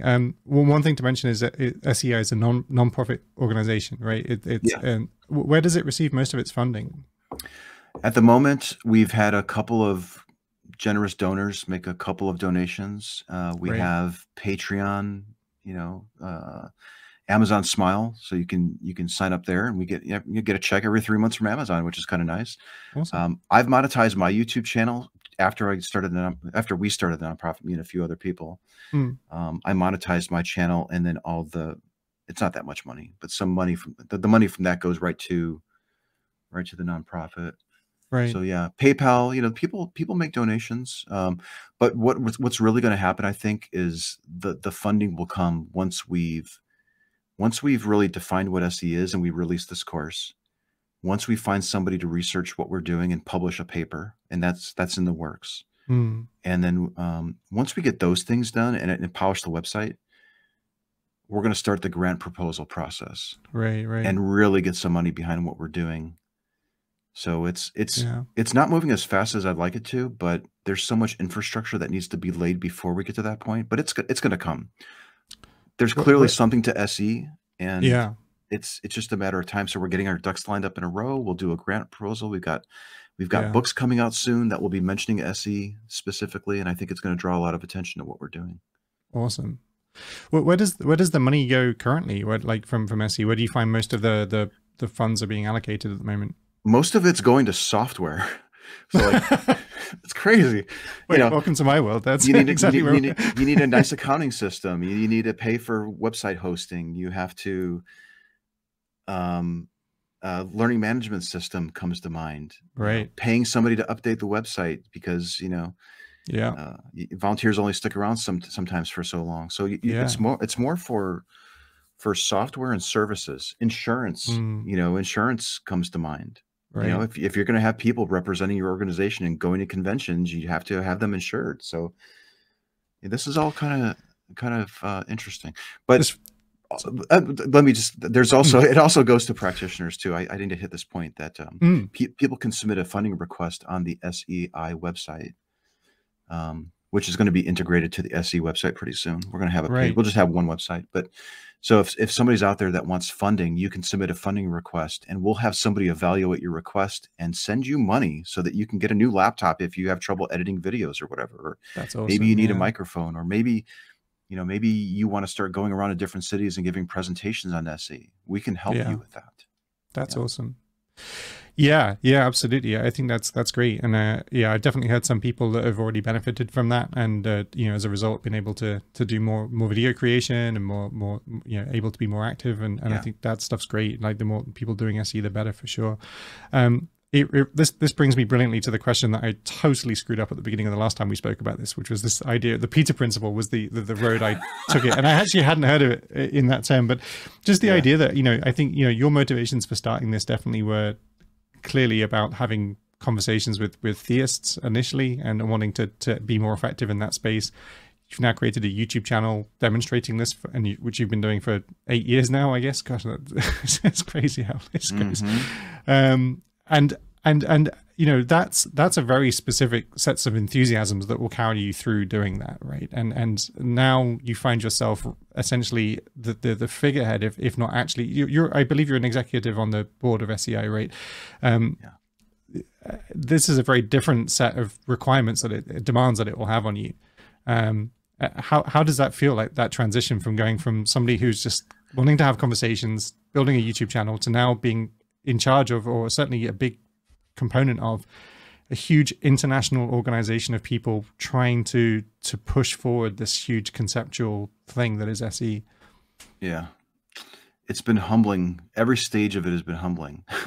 So like going out and doing the conversations was humbling because I failed at it so much. And then to this, the course even, it's like, oh, it could be better. And even running the organization has been tough. I've been doing it for 3 years now. And so the terms, I think, for the executive director is annually. So every year I come up for a vote. Fortunately, the board has been gracious enough to keep voting me in. But like there's only, like I didn't go to school to run nonprofits. Now I do have an MBA in business, and I have a degree in logistics and information systems, and I've got loads of work experience in various different industries. So I feel like I'm pretty well qualified, at least for this stage. But to make it an international organization that has chapters and a certification program and instructor-led materials and Who gets to practice consulting that? services, I feel like, I'm definitely bumping my head up against that ceiling, but I feel like I'm mature enough to recognize it and find people who see the value in SE, who have those skills, and we're literally in that process right now of bringing those people in, so that they can really help us get on track, and maybe at some point actually take over, so that I can move. I think I would be better suited in a different role rather than maybe even executive director. But I think for the most part, like it's been a good fit, and at some point there will be a handoff. I'm laughing because I remember the last time I asked you this question, I massively implied that you had no idea what you were doing and were completely underqualified for this position you found yourself in. So which is why the audio not. No, sincerely not. The audio was a problem anyway. I'm almost luckily, because it was the first thing we spoke about, and it was completely unintentional. Really, just it's a great example of how intentions and just a mistake in phrasing suddenly means your conversation ends up somewhere you don't intend it to. So just for listeners who are wondering what we're talking about, like you said something like to imply that maybe I wasn't qualified to run the organization. It totally sounded like that. It sounded like that, and I thought it sounded like that, but I didn't think you were saying that. It was absolutely no. And again, this is why the principle of charity is so important in conversation. Because it can be so easy sometimes with the best intentions to suddenly just get. I got the question wrapped right around my axle and just sort of phrased it in a way. Even when I said it, after I had said it, I thought, oh shit, that's not what I meant to say at all. And I think the principle of charity, I think that just really demonstrates why it's so important to try to say, don't assume that person meant to be offensive, and brilliantly you didn't. Luckily you didn't, but it just was still there, and it was horrible. But I think that's a great example of that. But I'm really glad you got a chance to explain that better this time. Me too. So. Yeah, because afterwards I was like, I'd really like to revisit that Peter principle question that you had, and you're like, what's the Peter principle? Sorry. Yeah, terrible interview on my part. Yeah, no, it's all good. No, I like you really keep me on my toes as far as like how we're carrying ourselves and how we're presenting SE, and you have these really unique, you have these unique perspectives that are really valuable, and I think it's important that we listen to them. I think it's important that you're the sort of group that is able to listen to unique perspectives coming from pretty much anybody in the community. I think that's what's genuinely brilliant. And I think that's what I really want people to take away from this, is that, SEI is not this sort of authoritarian organization that sort of sits behind things, pulling the strings. And that you and the other members of the board, for example, are not being necessarily aloof within the community because you're not interested in the community, you're not passionate about it, but because you're really genuinely trying to focus on other things. And I think that's a really important takeaway. And I think partly putting content like this out occasionally, where just chatting about stuff and saying what's going on, I think is really valuable. And so that's why I was really excited to do this interview. And I think continuing to do so is great.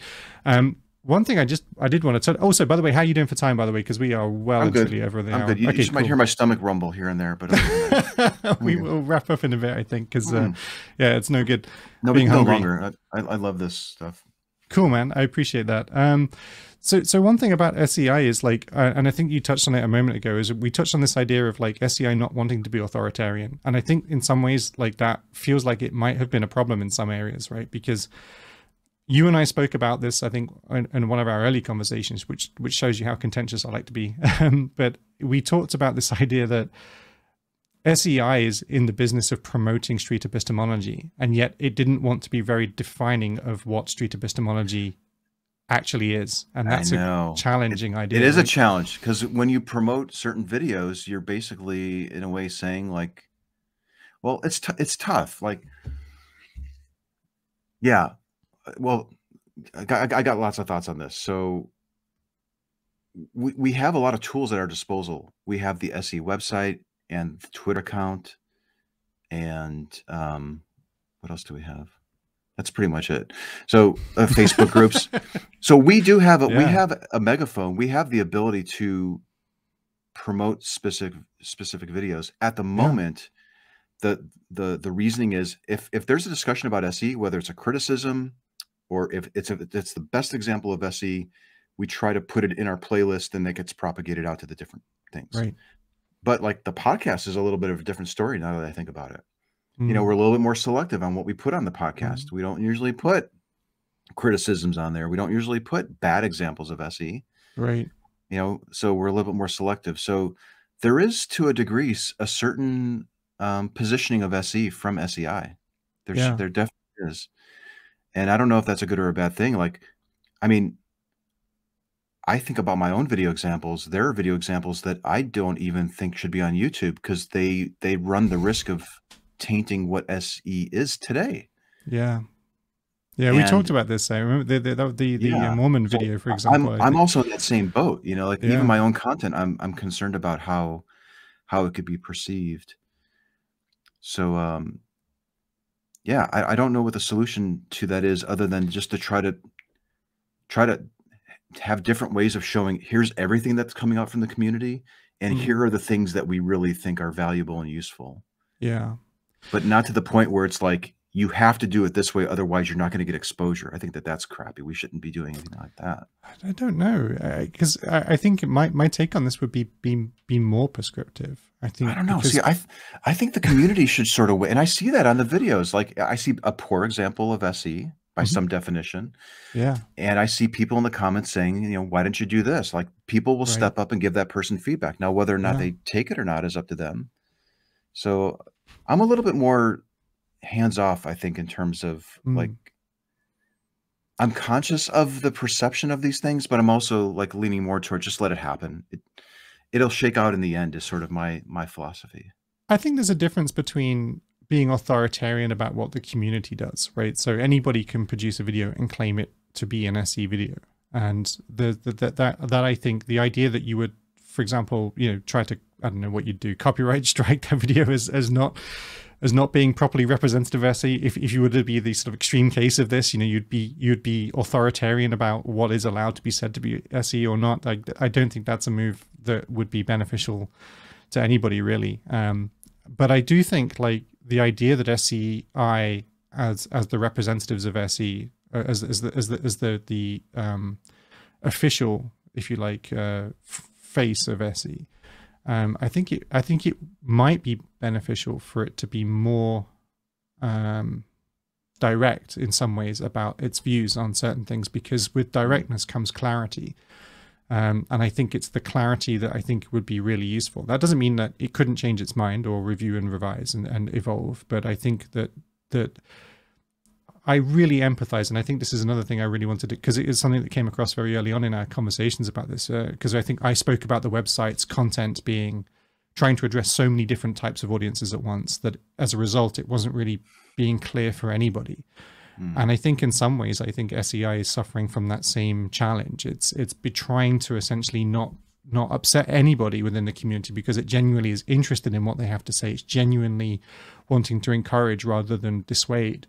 But at the same time, I think that comes with a loss of coherence in some way about what SE really is. And I think the course certainly is some step towards addressing that. But I think, Of course, helps a little bit. That yeah, podcast, I think, also helps. And also we have, I don't know if you see it, but at the very bottom of the SE website is the video of the month. So we try to look and see what we feel is like a really good representation of SE. But again, it's at the bottom of the page. It's not very prominent. right. There's always a sort of like, and I don't know if this will always be the case with SEI. Like, maybe somebody who has a better vision of what this should be might be a little bit more Mm, definitional as far as what SE is, and here are the best examples, and maybe that will happen over time. yeah. I think it's one of the great things about the community actually is it tends to, as you know, the practice sessions tend to be critical but constructive. And I think, you know, the SE review show that we were doing on the SE channel, I think it's one of my favorite things, and I'm really glad to see that it's coming back. I think we've got I think next Tuesday we're going to be doing a review of Peter Boghossian, the father or grandfather of SE, and we're reviewing a video that he's been putting out recently, which I don't think is SE. Hot take in any case, but according to your definitions, let's see: rapport, trust, honesty, reflection. Yeah, but here's the thing that I love is that I suspect, like those people who review those videos are not going to hold back. No. They're going to share what they think and whether they think it met SE or not. And SEI doesn't have to get involved in that at all. You guys do your thing.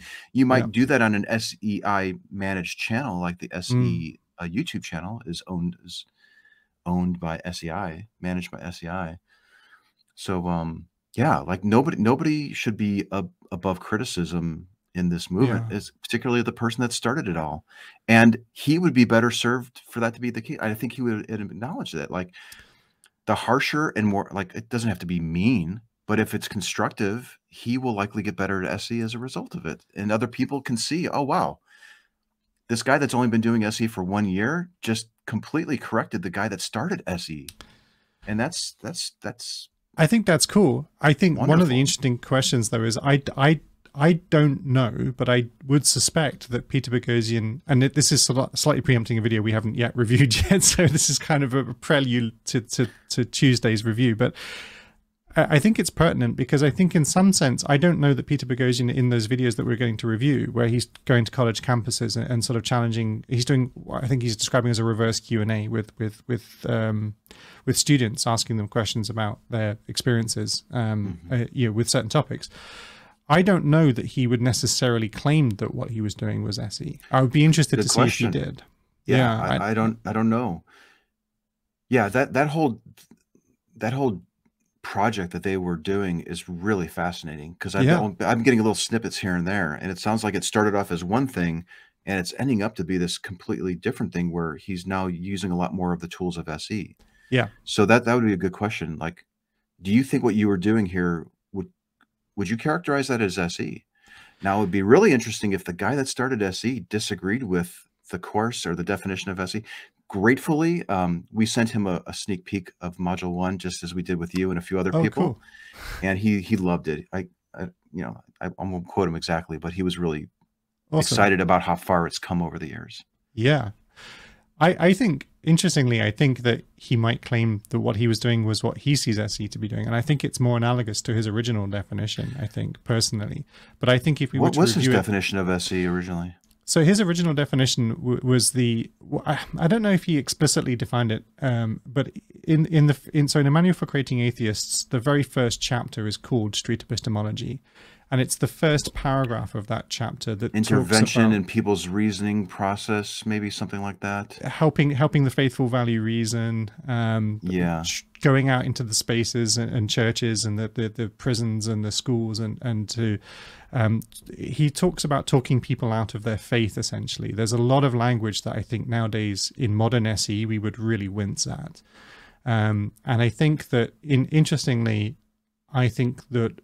What he's doing, although it's not focusing on religion, I think carries that same mindset from a manual for creating atheists. It's about sort of trying to get people to a specific endpoint in his conversations. Yeah, and I think the target's changed. Like in the past, it was religion, and today, I guess he would argue it's still religion, but a different type of religion. Definitely a social religion. Social religion, exactly. Yeah, that would be. You should get him on your show. Maybe you can do an interview. Yeah, with him. I'd love to talk to him. Love it. Yeah, I definitely feel like the way the SE is moved and what we are describing now by talking about rapport, epistemology, honesty, and reflection especially, because I don't think he really talked about reflection particularly in a Manual for Creating Atheists, and yet it's become, I think, within the community the most important almost part of the conversation. Or mind you, I find myself doing this often, is referring to each one of those four things as the most important part, because I think they sort of are. But reflection is so critical, and we talk about it so often, and it's not the same as convincing somebody of something. It's not the same as changing their view about a particular position or recognizing why they might be wrong. We talk about just that moment where they just think about it, and then we walk away and let that do its work, I think. Yep. And I think that by what we might describe as modern SE's definition, I don't know that we would consider what he was doing a good example of SE. Yeah, and I have to wonder if SE would be further along if it was originally positioned in that way. Yeah, I think it's certainly, it's a we have all this criticism. baggage, right? It's like, at what point do you acknowledge that SE really has changed? And you you can acknowledge the past, but you can realize that it's in the past. I like to refer to it as modern SE, and I think that's a term I use when I was looking at the module 1. I started to use the term modern SE as opposed to traditional SE, and I think that that's perhaps a useful tool. But I remember, like, again, this is one of the things that I think is really important. We get a lot of criticism. The SE community gets a huge amount of criticism from the religious groups and critics that would say SE is just evangelizing for atheism, it's proselytizing for atheism. We can prove this. Its roots come from a book called A Manual for Creating Atheists. That's what it's all about. And excuse me, any attempt to hide this is just dishonesty. Yeah. It's just hand waving it away. But actually, this is where we've identified its dark secret. And when I spoke to you guys, I remember very clearly talking about this idea of like renaming SE. One of the thoughts was actually that might be helpful, because in some ways it might mean that we don't have to carry the baggage of what was originally the street epistemology, and therefore we could maybe say that this is actually a new thing. But then there was a genuine, and I very clearly remember this coming from you, a genuine clear moment where you said, but I think that feels dishonest. Like we should probably own our history in some sense. Like it feels like we're trying to hide from something and make it more. It feels almost more dishonest in doing that. And I think that I don't know what the right answer is here as to whether or not this really is sufficiently new to get a new name and be adopted as a new concept. But I do think that impulse, that inclination that you had was very telling. That you felt like the one thing we cannot be is dishonest. Because like it's just ground into the narrative of street epistemology that's just not a move we want to make. And I just think that's, whether it's the right answer or not, I couldn't say, but I for sure applaud the response.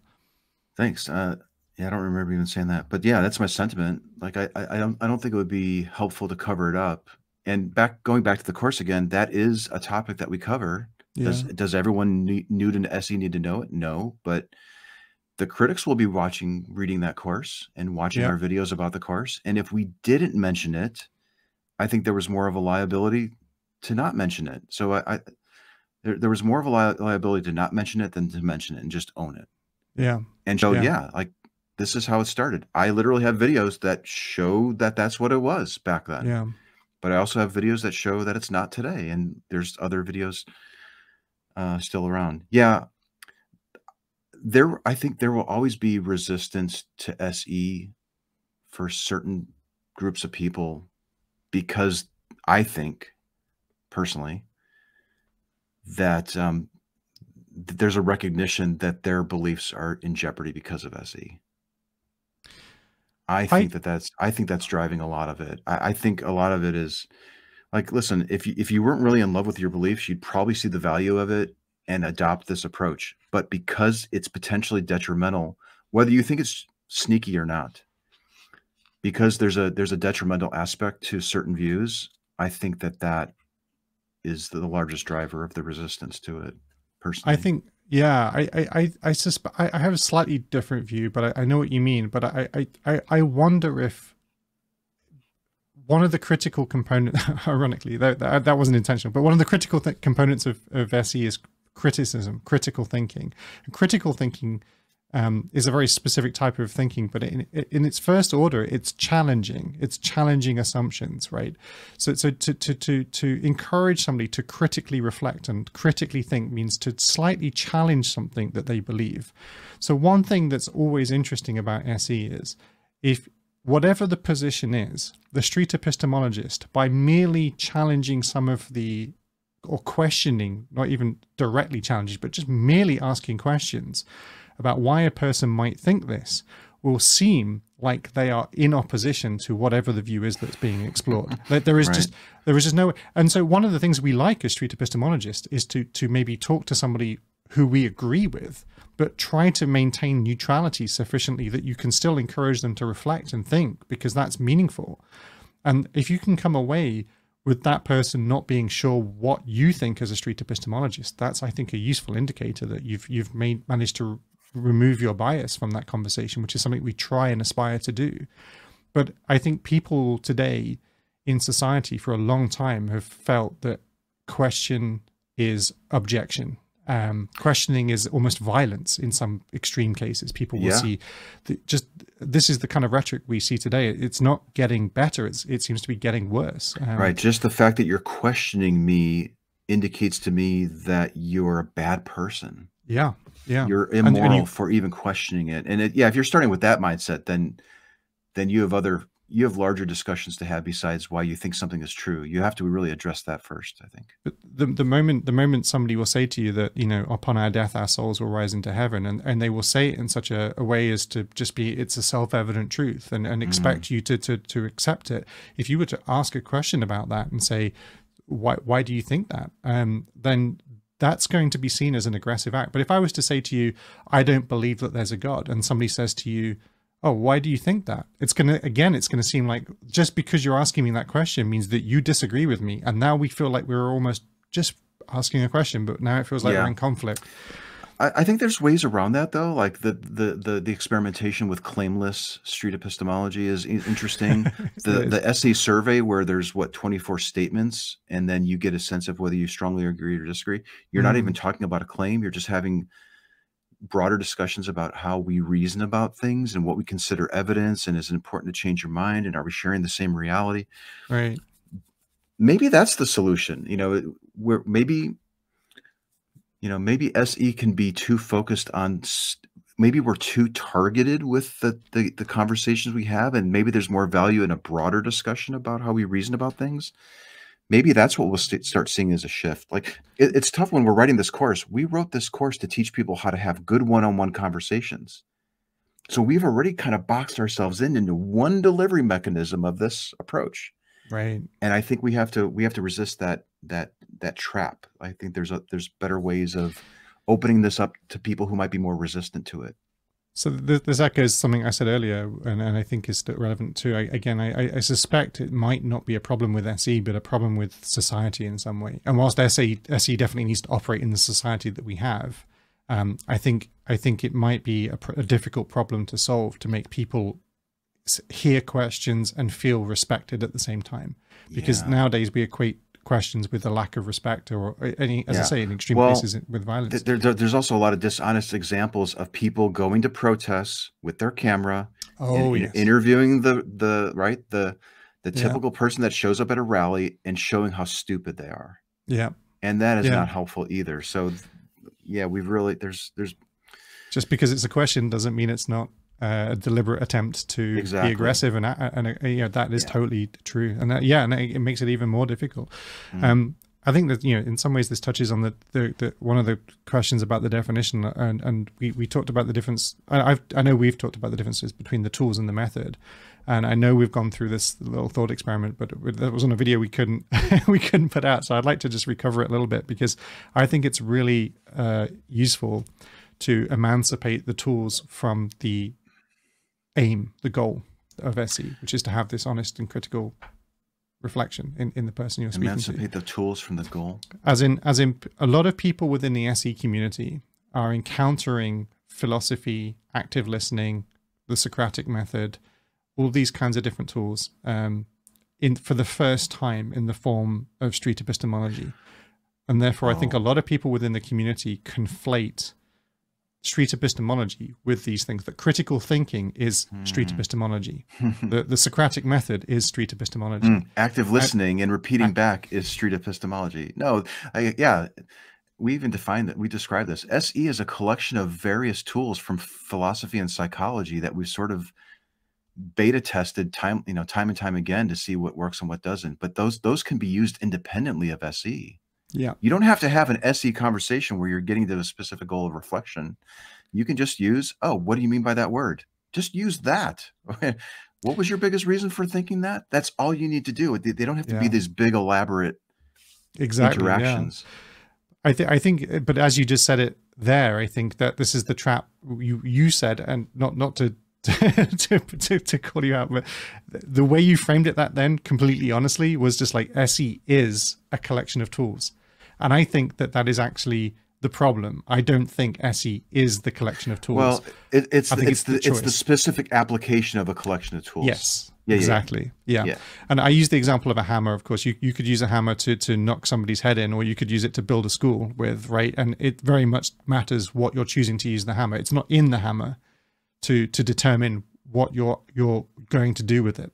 And so you could use, for example, rapport building as a way of persuading somebody into buying a used car that you know is no good, right? Yeah. Rapport building is the first step along many different paths. It's not sufficient that you're just building rapport.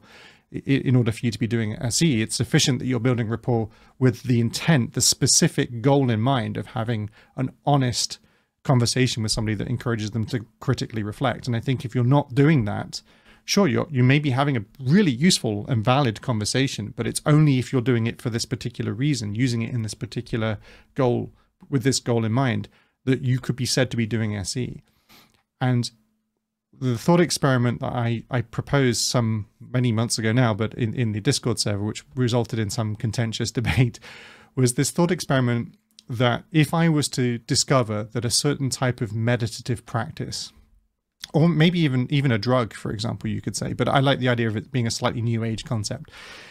A certain type of meditative practice, were you to listen to some music and meditate in a certain way, we could demonstrate that it was more effective at encouraging people to honestly and critically reflect on the reasons why they believe what they believe than any of the other tools in the SE toolkit.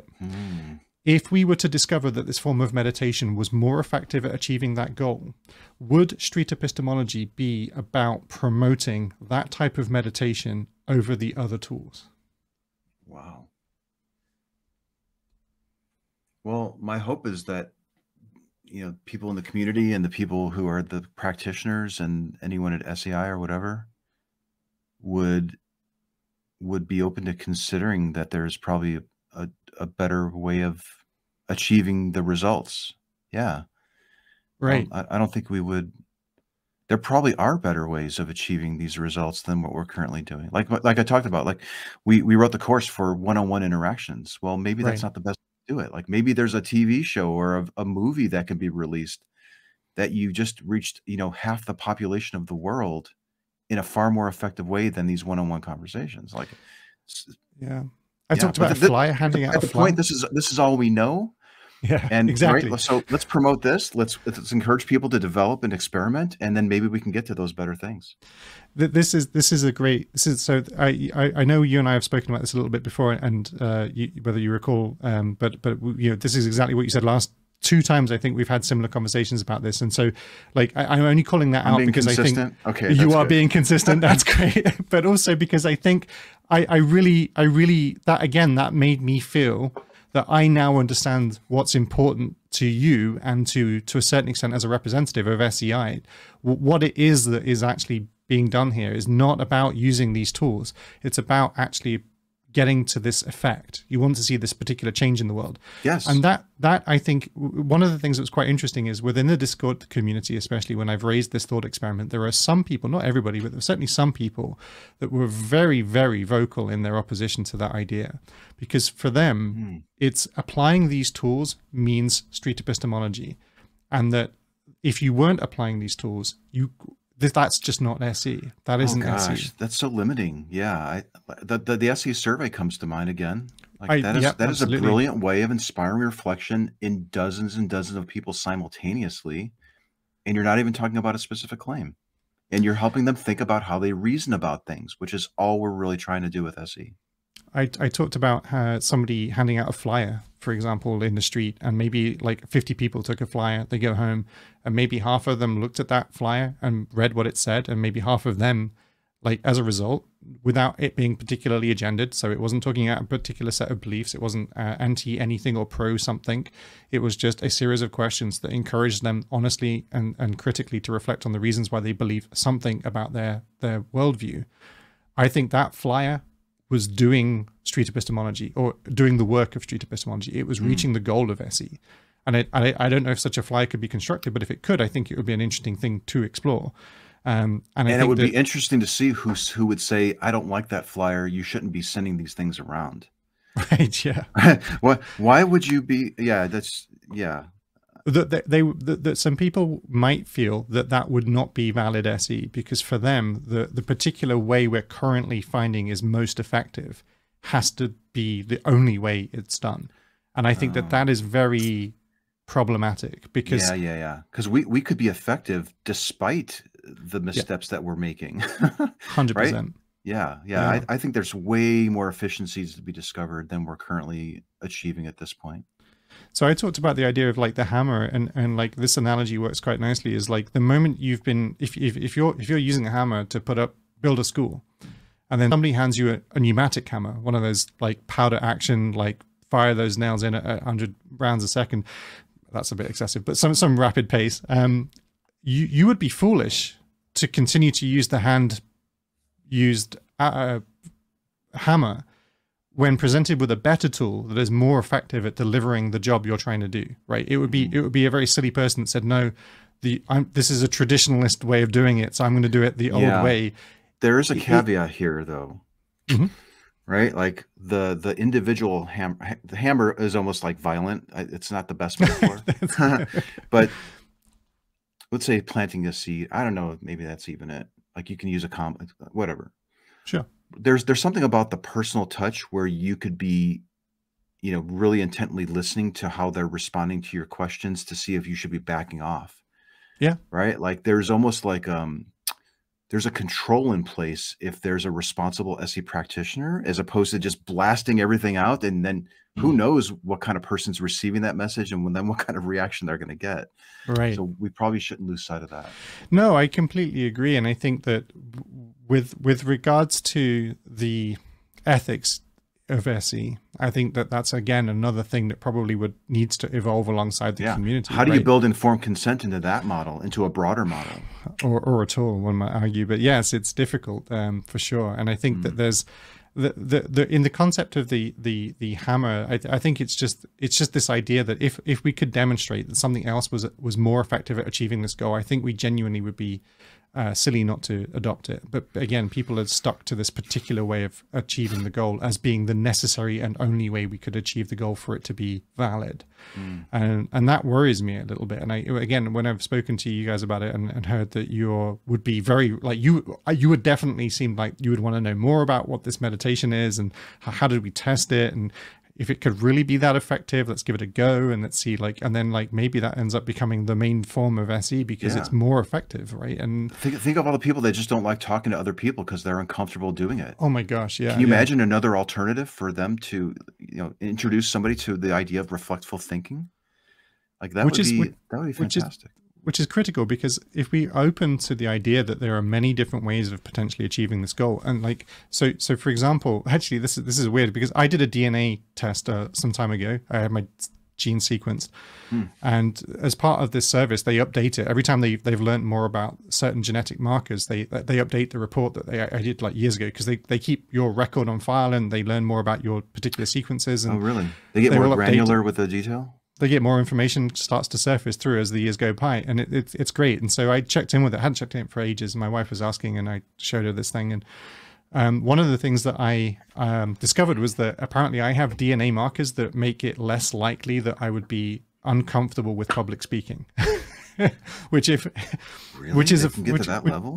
fascinating. Yeah. Oh gosh. Yeah. They definitely mark out a whole series of traits. There's like an 80% chance I would be uncomfortable. I would not be uncomfortable with public speaking. Now that seems very obvious. Anybody that knew me said I didn't need my DNA sequence to say that, right? But one thing that definitely does suggest is that there are biological predispositions towards being able to do the kinds of things that we might want to do in the space of SE. some people legitimately may not feel that they are equipped with the tools necessary to do SE in the way that is most common, the common practice of SE. And so having other tools available that other people might be able to use actually broadens not just the appeal of the number of people that might be able to then start doing SE or different forms of SE, but actually therefore the impact it can have on the world, because there are more people in the world going out there and doing it. Yeah. So I think it's great. I think so too. And, you know, we often scratch our heads wondering why more people aren't using what we're doing. You know, why aren't people using SE? Like, there's clearly something really valuable to this. What's holding them back? Yeah, if we can find other ways around the more traditional ways of distributing or delivering an SE dialogue, you know, or reflection, I'm totally open for it. So I'm trying to instigate a cessation of using the expression SE as a set of tools or a tool or a way of doing something, because I think I've definitely, because when I was exploring this idea of the definitional idea, I did look at a lot of your earlier videos and your talks that you've given and how you've described SE in the past, and I definitely have seen you use various different expressions and ways of phrasing it, which, again, this isn't a criticism. I totally understand that in real time you were trying to articulate something you were discovering and building as you were going to a large extent. But definitely within the community, there were wide varieties of people that will, again, interchangeably talk about it in those ways. And I think, to me, it feels I'm really passionate about this idea that SE is defined by its objective, by the change that it wants to see happen in the world, because then we can have a meaningful conversation about how do we get there in the most effective way, and how do different types of people get there in the most effective type of way. Can you imagine? I mean, I think it's just super important. Yeah. So, like you mentioned 4 pillars, I think we might even be kind of on the verge of another one here. Like, maybe that the delivery method really can vary quite a bit, that it doesn't have to be well, I think if the a dialogue.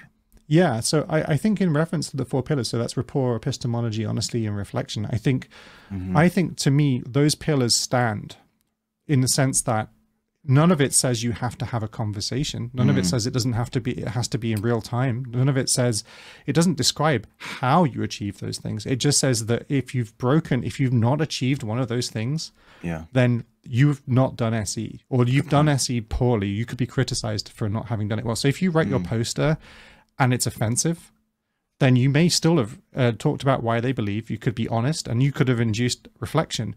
But to a really major extent, you've not maintained rapport, even in the context of a poster, because you've been offensive. Maybe you felt like being offensive was a great way to get attention, but then I would argue that you'll have done more harm to the concept of SE by losing rapport in that way, by being offensive in that way, and therefore make SE less effective in aggregate moving forward. And in that sense, I see it very much as analogous to medicine.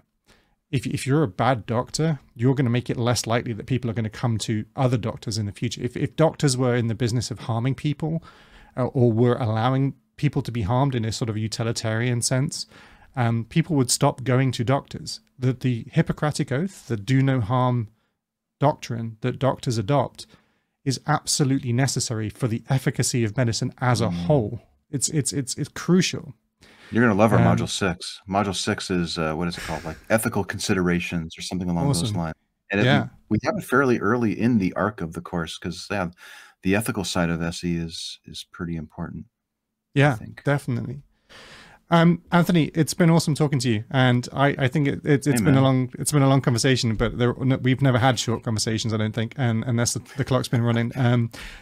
I would love to do this again. I think there's always more to talk about, but maybe we can check in again a little bit later on and catch up again, because I really enjoy having these conversations with you, and I genuinely think the more people get to hear your perspectives on this stuff, I think more they might be like it would have placated my concerns a little bit as early on in the community. And I'm glad that you asked these questions, because like I've done I've done dozens of interviews and stuff, but people want to talk about the basic stuff. I want to get into the detail, the ethics, the definitions, the challenges that we're facing. Like, this is the stuff that interests me. And I think, I think this is really good. And SE is it's moving fast. So like if we met in a year, I bet we'd have a lot of topics to talk about if we did this again, if not sooner. I don't think it would take that long. Why I not? definitely don't think it would take that long. Yeah, thank you for inviting me back, and to do this. And no, man, you're welcome, and thank I you so love your much for doing show. it. I listen to your interviews that you do with everybody, and That's awesome, man. Because and I feel that's cheating somewhat, because all the people that turn up, they're turning up because they're really inspired by SE, and they just end up being lovely people. So I just sort of fumble my way through talking to them. But those videos are fun because of the amazing array of different people that are coming to SE and are interested by it. And it's not certain, but it would be very unusual, I think, for somebody who was genuinely a disagreeable person to be inspired by those sorts of things that we do in SE. So I think it's a great community, and that's a huge part. As I say, I will do that montage video of them all saying that your videos were the reasons why they've ended up at the disc. It's every single time. It's alarming, but also great at the same time. I did end the last interview with a silly question, which I would like to repeat at this point, because I don't know if I hope you've forgotten it, but the silly question was and actually completely unscripted. I was asked this exact same question on the SE show that I did, live stream we did the other day, which is, if you could SE anybody alive today, anybody at all, who would you want to SE? Yeah, when you asked me this the first time we recorded, I think I told you Donald Trump and Peterson. Yeah. Jordan Peterson. Yeah, Jordan Peterson. Yeah. And the Trump one, maybe not so much anymore. I don't really care anymore what he says. But Peterson, he's got such a reach. Yeah. And people largely interpret his words overly charitably, I think, to the point where they're just fitting their own narrative. And he's dangerous in that regard. So I think he would be a really good person to talk with, even to this day. I think I'd like to really... And I would tell him this to his face. I want to pin him down a little bit as far as what he's saying and what does he mean by these words, because I think he's being quite reckless in how he's doing it. So I think I'd still stick with him as my interviewee. Yeah, that's interesting. I feel like in some ways, would it matter at all if you were to SE somebody and it would never be a video, nobody would ever see it, but you would still be able to have the SE conversation with them? Would that change your answer? Could I do a debrief? Like, could I talk about it afterwards? Like, yes, maybe it wasn't recorded, and I could just like, this is what we talked about. This is what I asked. This is what he said. Sharing it is such a big part of like my identity with SE. Like, yeah, I want, like, this would have been a great conversation, just you and me, and we've had good conversations. But sure, but it's so much better if they could be recorded and shared. I think definitely, yeah. I appreciate that, but in many ways, though, I feel like SE is like doing something for your conversation partner. Like, to me, I feel like SE is about its heart helping your conversation partner like reflect on their reasons. Okay, let me revise this. So if let's say somebody said he's willing to talk with you as long as it wasn't recorded, or maybe you could record it but never distribute it, because that would be my requirement, because maybe 50 years I think it should be public, but I think it would be valuable, because I think it would leave him with some reflection on his own views, and it could actually lead to a better result, I think, overall for other people. So yeah, it wouldn't be a deal breaker for me, but I'd probably do it begrudgingly, unrecorded. Yeah, I think it's interesting. I feel like that. Yeah, I genuinely think for me it's about trying to work out who would benefit the most from, who do I think is not honestly and critically reflecting, and that's where and who would benefit from just having a civil, polite, non-confrontational conversation in order to encourage them to do that reflection. And I don't really like. I mean, Putin springs to mind, for example. Might be interesting to, if that was a possible thing, to encourage him to reflect on what the reasons and rationalizing processes he's been going through recently might be, I guess. But honestly, one of the things I think, I really mean this, and it sounds like such a hand-wavy answer, but I just love doing this with anybody I don't know. Like, one of the things I find thrilling about this, frankly, is just the thrill of talking to a total stranger about something that's really there's a important. thrill with that, but there's also like the reach that the person has to others. And that's part of my calculus. Like, yeah, it's 100%. Great. I talk to hundreds of people on the street all the time. Not so much these days, but I have. But it's talking to people who are impacting society at large in what I'm perceiving to be a problematic way, those are Yeah. the ones that I want to speak to, Yeah. because I want the world to be a better place, you know, and they I think probably that's do great. too. I think that speaks to your you know how seriously you're taking your role as the spokesperson for SE, and like, you know, your primary goal is to try to get SE exposed to as many people as possible, and try to get that to be, you know, out there. And I think that's absolutely necessary and critical. It speaks, I guess, to a different level of responsibility to the community. I think most people are just doing SE because they want that conversation, whereas now, like, as I say, you're now responsible for this huge international organization To a degree, trying to get this thing out there. To a degree, you know, I know you're trying to wrap things up, but somebody asked me a question when we were playing poker the other night, and they asked, and I want to get your sense, so let me ask you a question, and then I can weigh in too if you want, because I haven't really thought about that much. But he was saying, have you ever thought about what our society would look like if these tools really do catch on, if this concept of SE catches on in any form, whether it's a one-way, you know, if it's a dialogue or an interview or some other variation like we talked about? Like, what do you think society would look for if, like, the majority of the population they were taught these skills at a young age, and they did utilize them, and there wasn't a stigma of changing your mind and all those other stuff? I can't imagine it would be worse. And I, you know, we talked about the fact that now people equate just merely asking a question about something as equivocating it to violence. And that narrative, I think, is so dangerous and harms the people that are promoting it as much as anybody else. And or in fact, maybe even especially. And this idea that things shouldn't be questioned or can't be respectfully questioned, and that questions equal challenge, and challenge is confrontation. And those narratives mean that so many people who might even genuinely want to know more about, ask questions and challenge assumptions and really try to understand things, are just not doing so. Not because they lack the reasoning tools or the critical thinking ability, but because they fear the act of asking a question at all. And if that, or being, or just having the fact that they've asked a question seem to be interpreted in the least charitable way as an act of challenge and as opposed to genuine inquiry. And I think if as I said earlier, I think if SE was taught at schools and the principle of asking questions was always encouraged and accepted as a social norm without it having to carry the stigma of offense, I can't imagine we'd be in a worse world than we are now. I just can't. Yeah, I don't see too many downsides if that happened. It would have to be better than it is today, I would think. Yeah. Maybe it would be a little bit less, like, maybe touchy-feely, or I don't know. I don't imagine that would disappear. would it be more of a Spock-like type of society? I don't think so. Would you still I think have it would be emotion more and empathetic. love? Yeah, maybe because so. The more you ask more questions, the more you realize, even if you don't agree with somebody, you can at least understand their perspective a little bit better, and that leads to empathy. That leads to, you know, understanding. I don't think it has to. I know why you say that. I know the minds of people that would think that that's what it would be. Questioning everything just makes you sound like a robot. But I think the reality is that it has to increase empathy, and just it has to make sure. And I think the one thing you know about a bad society is it prevents you asking questions. Like look at any culture that's being authoritarian right now.